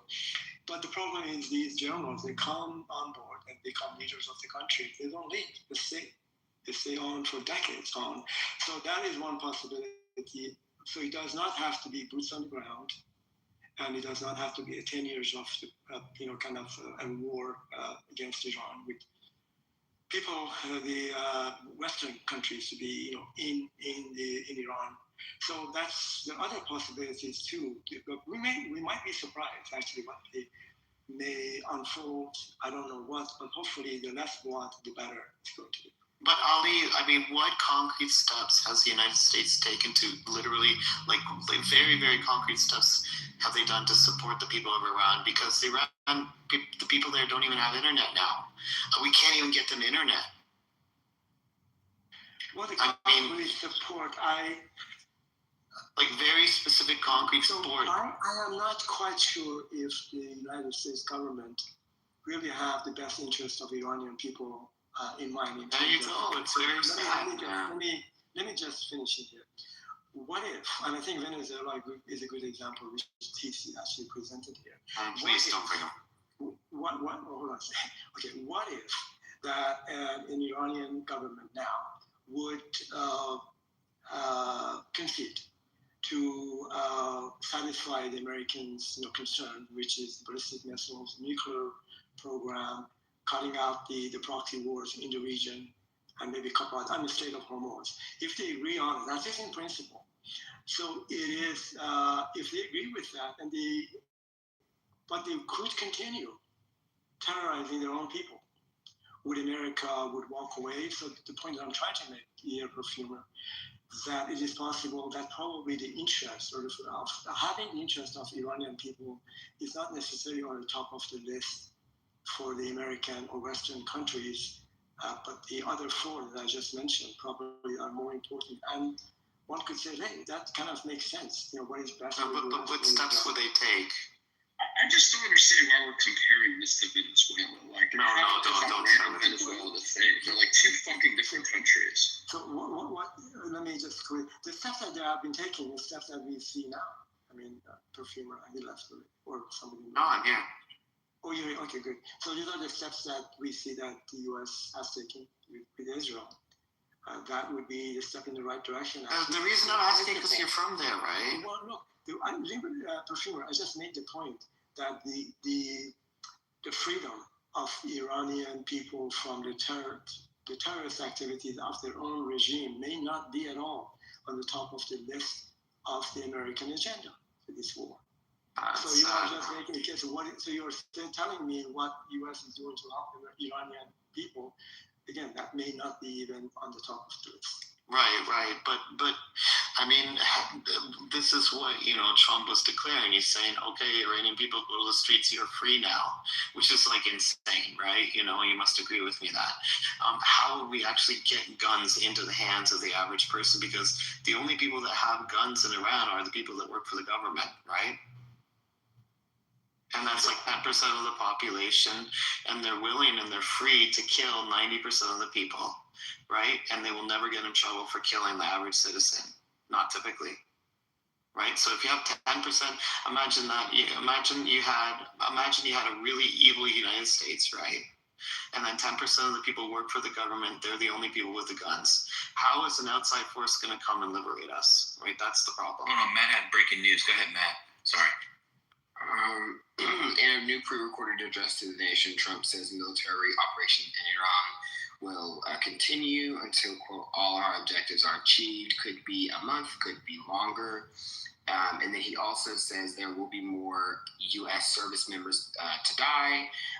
He says that's the way it is. And then he says that America will avenge their deaths. So Do we have that audio? Can we actually hear it as opposed to just? I'm reading the transcript. I'm not also TC. I don't like you, so if you ask, I'm not gonna also. Nobody on the stage likes me, right? So yeah. Like you, TC. You don't like yourself. Come on. This is not related, but it is breaking news. This guy got sentenced to 16 years in prison for attempting to frame an illegal immigrant with death threats against Trump and another 9/11. I don't know if you guys remember this story. This was a story that Kristi Noem and DHS was going around saying that illegal immigrants wanted to kill Donald Trump. Y'all don't know if you remember this. And also blow up America. And it was a guy who had a beef with someone who he thought was an illegal immigrant. And they found out that he was a citizen that did it. And they found out he made up the story. So one way they knew he made up the story was because the other guy doesn't speak or write in English. This was one of the stories that DHS was running around talking about illegal immigrants want to kill Americans. And it was an American who did. He got 16 years in federal prison. Matt, I can play it if you don't want to. Yeah, Dan, can you play it? Where can I find it? I don't have the pre-recorded the link to it. I just read the transcript. Okay. Let me see. Where is it at? I mean, this is 5 minutes. Actually, it's on X, the whole video. 5 minutes and 32 seconds. They just put some of these other things. I can play it. Go ahead, Neil. Thank you very much. Over the past 36 hours, the United States and its partners have launched Operation Epic Fury, one of the largest, most complex, most overwhelming military offensives the world has ever seen. Nobody's seen anything like it.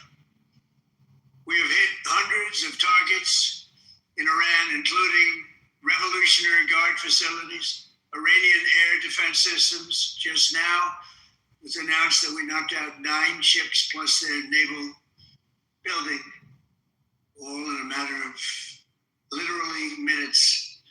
Iran's formerly supreme leader, Ayatollah Khamenei, is dead. This wretched and vile man had the blood of hundreds and even thousands of Americans on his hands and was responsible for the slaughter of countless thousands of innocent people all across many countries. Last night, all over Iran, the voices of the Iranian people could be heard cheering and celebrating in the streets when his death was announced. The entire military command is gone as well, and many of them want to surrender into saving their lives. They want immunity. They're calling by the thousands. Combat operations continue at this time in full force, and they will continue until all of our objectives are achieved. We have very strong objectives. They could have done something 2 weeks ago, but they just couldn't get there. Earlier today, CENTCOM shared the news that 3 U.S. military service members have been killed in action. As one nation, we grieve for the true American patriots who have made the ultimate sacrifice for our nation, even as we continue the righteous mission for which they gave their lives. We pray for the full recovery of the wounded and send our immense love and eternal gratitude to the families of the fallen. And sadly, there will likely be more. Before it ends, that's the way it is. Likely be more, but we'll do everything possible where that won't be the case. But America will avenge their deaths and deliver the most punishing blow to the terrorists who have waged war against basically civilization. They have waged war against civilization itself. Our resolve, and likewise that of Israel, has never been stronger. America is now, again, the richest, most powerful nation in the world by far. But the only reason we enjoy the quality of life that we do and the freedom and security is we have done things that others are unable to do. But it's because of warriors who are willing to lay down their lives to do battle with our enemies. And they do battle better than anybody. An Iranian regime armed with long-range missiles and nuclear weapons would be a dire threat to every American. We cannot allow a nation that raises terrorist armies to possess such weapons, would allow them to extort the world to their evil will. We're not going to let it happen. It's not happening to us, and we're not going to let it happen to others. The United States has the strongest military the world has ever seen. I rebuilt our military in my first term. There's never been a military like we possess. And frankly, there's nobody even close, but we are now using that military for good. We want to have it for good purpose. We're undertaking this massive operation not merely to ensure security for our own time and place, but for our children and their children, just as our ancestors have done for us many, many years ago. This is the duty and the burden of a free people. These actions are right and they are necessary to ensure that Americans will never have to face a radical, bloodthirsty terrorist regime armed with nuclear weapons and lots of threats. For almost 50 years, these wicked extremists have been attacking the United States while chanting the slogan, "Death to America" or "Death to Israel" or both. They are the world's #1 state sponsor of terror. We are the world's greatest and most powerful nation, so we can do something about what they do. These intolerable threats will not continue any longer. I once again urge the Revolutionary Guard, the Iranian military, police, to lay down your arms and receive full immunity or face certain death. It will be certain death. Won't be pretty. I call upon all Iranian patriots who yearn for freedom to seize this moment, to be brave, be bold, be heroic, and take back your country.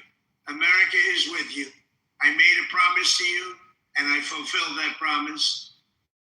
The rest will be up to you, but we'll be there to help. Thank you. God bless you to our incredible warriors, and God bless the United States of America. Thank you. So the rest is up to you. Yeah, with your sticks and fucking rocks. Yeah, it is. If something take over the happens to government. Cousin Charles or Tiffany, who are currently TC will lead that. I got something waiting for you motherfucking MAGAs who are fucking praising this shit. If something happens to my fucking cousins, I will fuck some of you MAGA motherfuckers up. So let's hope and thoughts and prayers together for y'all's fucking sake, bitch. How about that, MAGA? I haven't said much during this whole shit. I've just been listening for a couple days, but when you hear him speaking the way he's speaking, right? Some of you guys may have to die, but that's a sacrifice I'm willing to make, right? I, the 6-time draft dodger, am willing to make, right? And then directly after talking about the honorable death of soldiers that have shown their allegiance to a country by making sacrifice, and to follow that up with we're the richest country ever, as if there's a direct correlation. I don't know if you guys follow the logic in that speech writing pattern, right? First, we talk about the death of honorable soldiers that contributed their fucking lives to this fucking country, right? To their loyalty to this country led to their demise, right? And then we directly correlate that with, but we're the richest country ever. How you, bro? Then I had somebody try to tell me I stated the transcript of what he said. Well, play it. Did he say? He didn't say it. He said it. That's what Trump said. He doesn't give a fuck about any of our brothers, sisters, cousins, aunts, uncles, relatives, friends, loved ones being sent off and being killed by this disgusting ass, retarded ass motherfucking terror plot him and his butt boy BB are doing in fucking Israel, who, by the way, I heard left Israel to go hide because he's a pussy. He starts shit and then runs off and hides, right? These motherfuckers don't give a fuck if our family members fucking die. And then you have his sycophants praising this bullshit as if this is exactly what should happen. And by the way, a week ago tweeted, Cuba will be next. This is mentally fucking retarded. These people are so And I really don't understand why we want to have conversations with them. They are not worth oxygen. They are not worth our thoughts. These people are scum of the fucking earth. If you want a fucking war so bad, a lot of you bitch-ass, bitch-made MAGA need to go fucking enlist. Go take your BB guns and go fight for your king and leave us the fuck out of it. Go fuck yourselves. Total cunt. I'll pass the mic to you. Go ahead and spew your little pussy-ass lie. Thank you for that introduction. I don't claim to. Yeah, fuck you, Ann, too. You Lebanese white bitch. Gemini, I'd like to respond. I hear what you're saying, and like I understand that it's difficult to speak dispassionately, especially when passions are so. But I think logic requires it, at least in this, because we are talking about dead, deceased service members that paid the ultimate sacrifice because they trust their government and they trust. You don't give a shit about. And here's the thing, right? I'm with you. Like I can be upset and pissed off, and I'm also upset and pissed off that this happened. I was hoping that no service members would have died, and that's not the case. Sure, you're not gonna lose any sleep over it, bro. Keep it above. So, and I was devastated, honestly, when I heard of it. It was like, great, this is just like Venezuela. This is working out the way I hoped, and that's not the case. So I share your grief and your pain. But with that being said, we know that former presidents have said the same thing when we engage in armed. We know it's an inevitability, and this is a job. It's probably. Shut up, TC. Thank you, bro. Salute to all the veterans and to any active duty in the room, man. This combatant commanders didn't want this to go. So what the fuck is you talking about, TC? Shut the fuck up. You know what? The SecDef, they plan for this type of shit. If this is what the president wants, they plan for it and they give him the worst case scenario and the best case scenarios. But they tell them what their recommendations is. He has been it's been in the papers that they were fighting back and forth. You stupid motherfuckers. And you come off a fucking mic laughing like this shit is funny. No, they don't care. MAGA doesn't care. Eat your goddamn food stamps and stay on me. She's thick in mind. They don't Why care are you that guys people like die. so hateful? You think that I don't You're know? hateful. He just Because you it don't just realize happens. how this He affects just people. nonchalantly I was threw laughing. out that American soldiers died. Is that, why don't you That's ask just the about way that? it is. Why don't you ask It about doesn't that? matter. It sounded like he was None of these quoting big Tupac at that failures point. It was anything like he quoted Tupac. You guys ran on no new wars, right? That you got people in administration. He even fully a president who can't negotiate would bomb Iran. That's it. Tulsi Gabbard, no new wars. The whole thing y'all said, well, one thing Trump did that nobody else did was not get us into new wars. Kamala was sending your son to war. They made lawn signs that said Kamala will send your kids Yes, to war. that's exactly what they did. Brad, what are you talking about? This is a different scenario. You know the operational plans change based on what's going on. The current CENTCOM command says this is not the time. You cannot go into that country right now. Same motherfuckers up. Come off the mic, Brent. Oh yeah, Brent, I'll put your mic up. Come on, boy. Huh? I've worked in CENTCOM, clown. I thought y'all liked Brent. Fuck Brent at this point. He's they did not want this time.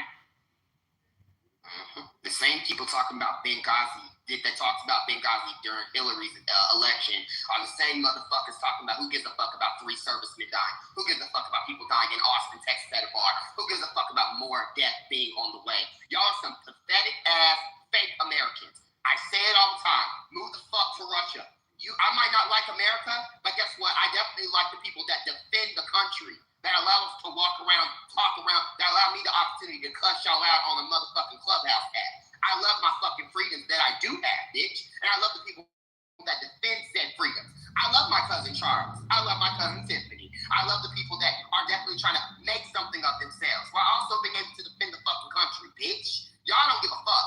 It's all political fodder for you pussy ass Libya, Lebanon looking white bitches named Ann, total cunt named TC who's a fake Dominican, and all the rest of you motherfuckers. Fuck you. I'm sick of y'all. Get a BB gun, take y'all ass to Dick's Sporting Good, ask for one, and then take y'all's boats and take y'all's ass out there and help. Because y'all want to burn y'all's mouth so fucking bad and act like none of this is a big deal. Let's put your lives on the fucking line. How about that, bitch? Why don't you go down there in Austin and see if we can defend more people from getting shot up by motherfucking crazy ass terrorists, motherfucking shit. Why don't we do that, bitch? Oh, you're so tough. I am tough, bitch. And like I said last time I talked to you, I will get you beat up by my Felicia. You will get beat the fuck up by a real nigga. How about that? Oh, Felicia will beat you up. You will understand what it's like to get beat down by Felicia. You are so tough. You will get beat, man. Yeah, anime. Eat the cake, anime. Not eat the cake, anime. Right, bitch? You will be eating all kind of cake when I'm done with your big, funky, nasty, white ass bitch. You're going to be back in your country, picking motherfucking whatever the fuck cotton is over there, bitch. You're going to understand our plight. You slow, ugly ass, degenerate, bleach blonde bitch. Fuck you. You want to look white so bad. Don't you, sand nigga? Don't you, bitch? You a nigga too. Sand nigga ass man. Shut up, bitch. Fuck. Hey, Ali, I have a question for you. A bit of a change here. My question is, like, do you think, let's say, if all of us, Canada included, likely looks like it's going that way, my country, United States, UK, France, if hypothetically, and it seems this way again, we bomb the fuck out of all the infrastructure of the military infrastructure of Iran, do you think, I'm asking from a moral point of view, and you're from Iran, so I'd like to know your perspective, do we have a responsibility to put troops on the ground? And because, I mean, I could just imagine if we bomb the crap out of all the military installations in Iran, and the people, they get brave, and they go in and they try to take their country back, but tens of thousands, hundreds of thousands, maybe millions of them are killed by their government. Do we have a responsibility to go in there and save them, from your point of view? Okay, two comments. One is, you mentioned some time ago that 10% of the population, the military, IRG. That's just the research I did. Not IRGs, I mean government. Yeah, okay, well, but I checked this out. Actually, the IRGC, which is the most effective, robust military in Iran, they actually constitute only 0.25. 200,000 people, A quarter percentage of the population. So it's not as if 10 million soldiers with guns. Right. Okay, so right. Okay. And I know you probably did not mean that, but I think we ought to be a little bit careful about what we say here. So, but nevertheless, 200,000 soldiers fully committed to the government with all of the weapons that they need to have. It's a force to reckon with. I don't care how many millions of people are opposing them. So that's, you're making a point, but the numbers that you gave, they're not good. Now, the responsibility of the United States, I think I talked about three scenarios. One would be basically limiting, postponing, or removing the threat to some extent, not entirely, but substantially. Second would be removing the regime change, and I don't really know what that really means entails. We had a discussion here about it. And the third one is the nation building, is having the Western forces going in there for the next 5 or 10 years, and they've done that before. It has not been effective neither in Iraq or in Pakistan. So what is our responsibility to the that's my question. So the question is, I don't think that is really on the agenda. When we say we. No, I'm asking you, like a personal point of view. No, right. I don't know if the U.S. has. Let me think about this. I think by doing what's being done right now, this is the best we can do to provide a window, an opportunity, although a difficult one, for the Iranian people to continue what they need to do to remove this regime. I don't think beyond that, what we can do once the new regime is in place, we can help them. That's why I'm asking for the details, because I hear this all the time from a lot of people, like, what does that look like, Because Trump said in a speech that that's his goal, to basically change the regime. And That to me looks like leaders of different nations in there rebuilding and troops on the ground, you know. And you would have to have troops on the ground to do this. You have to have. Oh, yeah. This That's is a massive I country. think Patty was saying something, brother. There's no question you have to have troops on the ground for regime change. Facts. Then we tried it in in the 50s. I don't remember the exact, but in the 50s we tried it, and it was successful temporarily, right? Because the prime minister was removed. We backed the Soviet off a little bit. We were able to put assets in, buy more oil. There we go, oil, right? But long term, after around somewhere mid 1970s, late 1970s, to fucking right now, they've been a fucking problem. Right after that, the prime minister was overthrown. We had like, I don't know, hundreds of diplomats were snatched up, right? They were kidnapped and held for ransom for a long time at that. I think it was over a year they were held, right? We've already seen the impact that we can have, right? It's kind of like the terrorists. We tried with the terrorists, when I say we, it's Trump first term. People forget that he tried with the terrorists the first term. King failed and came back and did the exact same shit. Now this has more time, a longer time, the same thing. We've tried to do it without putting boots on the ground. You have to have boots on the ground to stabilize everything, right? You can't just expect the citizens to take over and do a military job and overthrow the government. That's not going to happen. You will get murdered by these fucking thousands. They don't have military presence. Gemini, so there's a different here that I think is not being taken into consideration. The Iranian government is the most hated regime in terms domestically compared to any other country. Where are you basing this on? Your knowledge of world history? You can Google it. It's true. So I can do both. You know, I'll be the second pork chop you be eating, Mama Dude. So let me finish this. Thank you. Let me finish. So I think that creates a little bit of a difference, Gemini. Is that you have a motivated list that have a deep-seated, harbored hate for their government, and such that this is not the first time that they went to the streets knowing full well that some amount of them will end up dying, and that's not enough to stop them from going to the streets. I think that has to be taken into consideration. I think it is very likely that with the American military behind efforts on the ground by the citizens of Iran to overtake and overthrow their government, I think the likelihood increases because of those factors. But just because they hate that government doesn't mean they don't hate us. So that doesn't make sense. I mean, Iranian people literally hate their government more than they hate America. This is my whole point is I have a problem with giving people false hope, you know, like from a moral point of view. I have a real problem with giving people false hope. I know that TC, this is where I completely agree with you. The vast majority, like I used to live in Vancouver, there's got to be 200,000 Persians there. Every single one of them hates their government. It's got to be 1 million Persians in Toronto. Every single one of them. Every time I've ever talked to any Persian, except for on this app, people that probably actually work for the IRGC or something like, you know, whatever, but they all hate their government. And I just hate to give them so much false hope. And as bad as it sounds, like, I don't know, I don't want to sacrifice people's lives, but like the war is taking place in their country. You know, it just seems morally wrong to give them false hope and then let them to start to fight against the government and then leave them abandoned and let them get massacred. Somebody wanted to go ahead, they can go ahead. Can I? Sure, go ahead. So, hi everyone.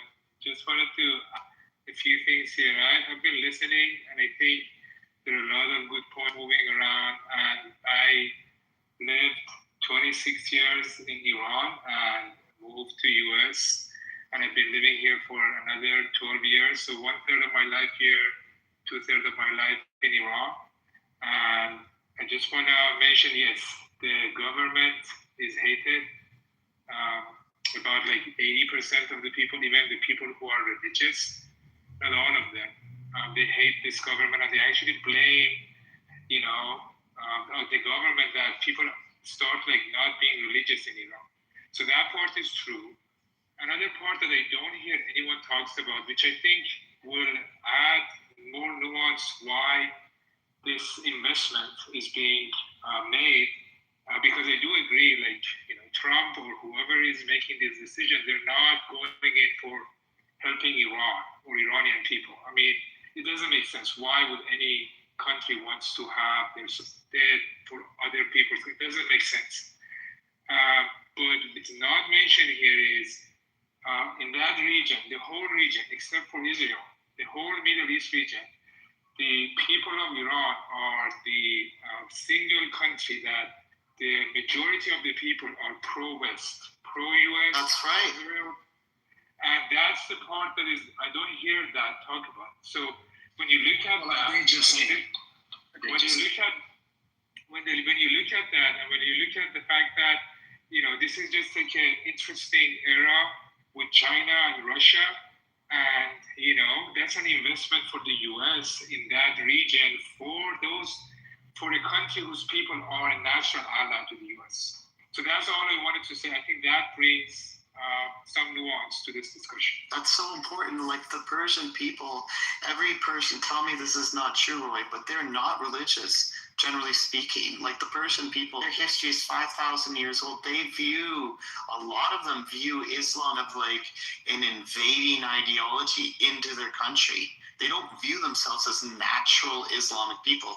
Like Arabs, their culture begins with Islam, right? The Persians, they view it as like a recent new introduction to their culture. I can add more nuance. My family is religious, right? So I'm from Iran. My family is religious, and this is one of the most interesting 36 hours of my life, because I grew up. I mean, have you guys watched Jojo Rabbit? I mean, it's kind of about me. I grew up like wanting to see the sky. I grew up like writing poems for the sky. And now I see him, there, and I'm happy, and at the same time, this like emotional turmoil is going on inside me. And my parents still, are unhappy. They're like, I haven't had a chance to speak with them, but like, they see him as still their leader or whatever.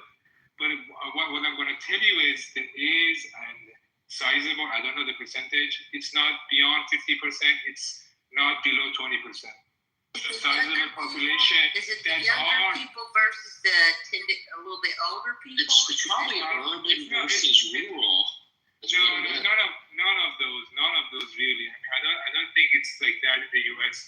So it's there. We don't know, but there is a sizable religious people in Iran, and part of that it took place. It goes back to the grandfather of Reza Pahlavi, who kind of tried to force Islam out of Iran, and it kind of backfired. And there's like a huge, and right now, not right now, but like there is a sizable populace in Iran who are Muslims.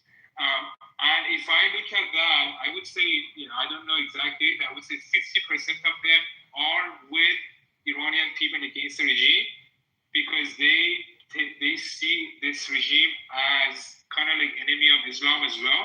And there is 50% of them that they're still with the government and they're still religious. Roy, can I ask you a question real quick? Go ahead. So, and this is my understanding, and if I'm wrong, correct me, because I'm not completely solid on it. That's what I'm asking. From what I understand, though, like they have already been very, when I say they, the Iran as a state government has been very suppressive of any protests, like way before this, right? That they would shoot them, execute them, mass imprisonment. Then after they imprison them, do public executions to try to suppress. They would take the internet away so they couldn't really work together, and that they have very strict firearm laws there as well, right? Yes. So if we have that, then how could the USA expect an already suppressed group to topple even a weakened state? So, I don't see how that plays out. I'm not an expert, but I have some theories, and I have been reading about this. Here's how it plays out. First of all, you have to pay attention that, once you see, so these people who actually perform these atrocities against Iranian people, these are people as well, right? The reason they're doing this, most of them, are not actually because they like love the regime. They're also poor, and they are also, if they don't do it, they might get killed themselves. And if they don't do it, they might not have income for their family, right? So when they look around, they see Khamenei is gone. They see the overwhelming force against this regime by the US, by other countries, and they see people cheering. They will mentally be challenged to continue. They will say, hey, things are changing. Let me jump on board. Let me lay down my arm. If you see, Trump says it. No, I follow that aspect. They're going to be. They're going to. So I mean, that's the power, hope. but there's a So difference. that's But the that's feelings. the hope. So that's what's. But Roy, what I'm trying to say is let me finish. I'm sorry. Go ahead. So that's what's theory here. I think everyone's theory here is like they're going to be overwhelmed and they want to kind of like jump on board, and people will come to street, and there is like common messaging from Trump, Reza Pahlavi, and also Bibi Netanyahu, and that is the plan. Without any boots on the ground, to be able to have a new government in Iran. So that's the plan. I understand that they're going to be. I understand they're going to be influenced, and I want to be optimistic about it, right? I'm a realist at heart, right? That's just how I'm designed. So with that being said, optimistically, everybody, the Americans are helping us. This is our time. We take up arms. We go against the state. We overthrow, right? But if you're poorly armed, poorly trained, already suppressed, facing someone that is used to being your oppressor, this is their role and has been for a long time. It's going to take more than hope and some hopeful words from our president for them to actually to have the capacity is one thing. To have the want is another. Right? I see the want, but I don't see the capacity. Well, I mean, you have to take into consideration two things. Like the population is huge, right? The comparison is as far as the number. And second, you have to also look at the mental pressure on the other side. I mean, those people are poor who actually do this. I mean, these are poor people who do not have any other choice. Hear them being executed. If they see a chance to be okay, you see Trump keep saying you have immunity because they're poor. Most of these people who are actually doing this, they are not because, oh my God, I love Islam or I love this regime.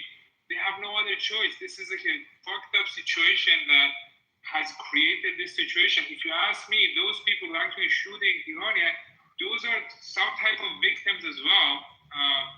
Not to the same level that those young people who were massacred, but still those are also victims of this situation, and they will put down their arms. So you have to pay attention to everything. So they make the majority or like the overwhelming number of people on one side, and the other side psychologically, and the fact that they are going to see, and a lot of them are going to switch sides. So that's the theory. Sure. So Roy, thank you for that. Let me just make a couple of scenarios in here. What you just said, you made actually 3 points. The very first one, it is highly possible that individual could be a Muslim, a good Muslim, or a Muslim, but not necessarily be supportive of the government. I mean, they're not mutually exclusive. They could be separate things. So it's the population of Iran. I think about 95% or more are Shia Muslims, and the religion being there for a long time, 1,400 years. And so it's deeply rooted in the culture and the spiritual kind of way of life in Iran. I think you mentioned about your parents as well too. So it is possible that the religious people, whether culturally religious or seriously religious, they keep their religion but not be supportive of the government. I think that's people people often mix this thing, and that's good to separate that. And number two, yes, it is possible that, and it happened before actually, that the soldiers actually shooting at the people. And I'm putting aside IRGC aside for a moment. These are elite fighters being well paid, well trained, and they're fully committed to support, protect the government, Islamic Republic of Iran. So they are not going to be the one actually putting their weapons down. But certainly the rest of the about maybe 1 million people in some form of a kind of function, the police, and they could possibly put their arms down and say, look, we're not going to shoot our own people. And now we understand the tides are changing and our sustenance, it may not come from the government. So there is a hope to join the people and of their way. But I'm just right. I just don't know how this is going to unfold. The other scenario I mentioned, Roy, let me just add here. There is a possibility that maybe one or two, perhaps one very strong military man who may be more liberal, not having a serious religious tendencies, and also being extremely ambitious to have a coup d'etat in Iran and taking over the government and becoming the leader. That's probably not a bad outcome, except majority of these types of coup d'etats and generals coming on board, they are very hesitant at times. They just don't leave. They stay on for decades. So that would be another possibility that could happen. So it doesn't have to be black and white in terms of boots on the ground or not. It could be other scenarios that possibly may unfold, and we may be surprised. Yeah, so I agree.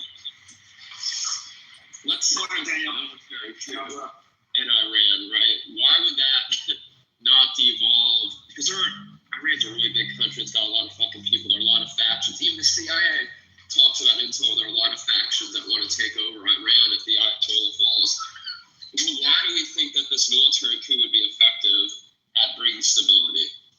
No, I didn't say that. I just said that's one possibility. It could be a coup d'etat. Yeah, and I'm not quite sure. And we know, let me land in here. I'm really interested in what you have to say. What I'm trying to say is that, let me just land in here, that when we have these types of situations, not all the time, but mostly, the generals come on board, take the leadership, and they won't go away. We've seen it happen in particular Middle Eastern countries. So that's an outcome, and brings some stability, actually. But anyway, Roy. Thank you. I think when I'm looking at this scene, I have my hope for one scenario, but when we want to kind of see what's going to happen, we can look at the outcome and see who have the agencies here. The four players here are U.S., Israel, people of Iran, and this regime. I don't see any other player. Even China and Russia have backed down. It used to be different, in the last few times that they were uprising, they were more involved. So these are only four agencies. And when you look at messaging from US and Israel, they're trying to increase the agency of Iranian people. So that's the messaging that is coming, and the agency of Iranian people started to take place. It's very important, the fact that is common ground as far as what Iranian people want. What Iranian people want is a transition government, shown by what they chant in Iran and Iran. They want this guy, Reza Pahlavi, is the son of the last king, to do the transition power. And if you listen to everything this guy says, there is no, as far as what he presents, as far as a legit transition government. So he's saying all the right things. He's doing all the right things. His messaging is very consistent, right?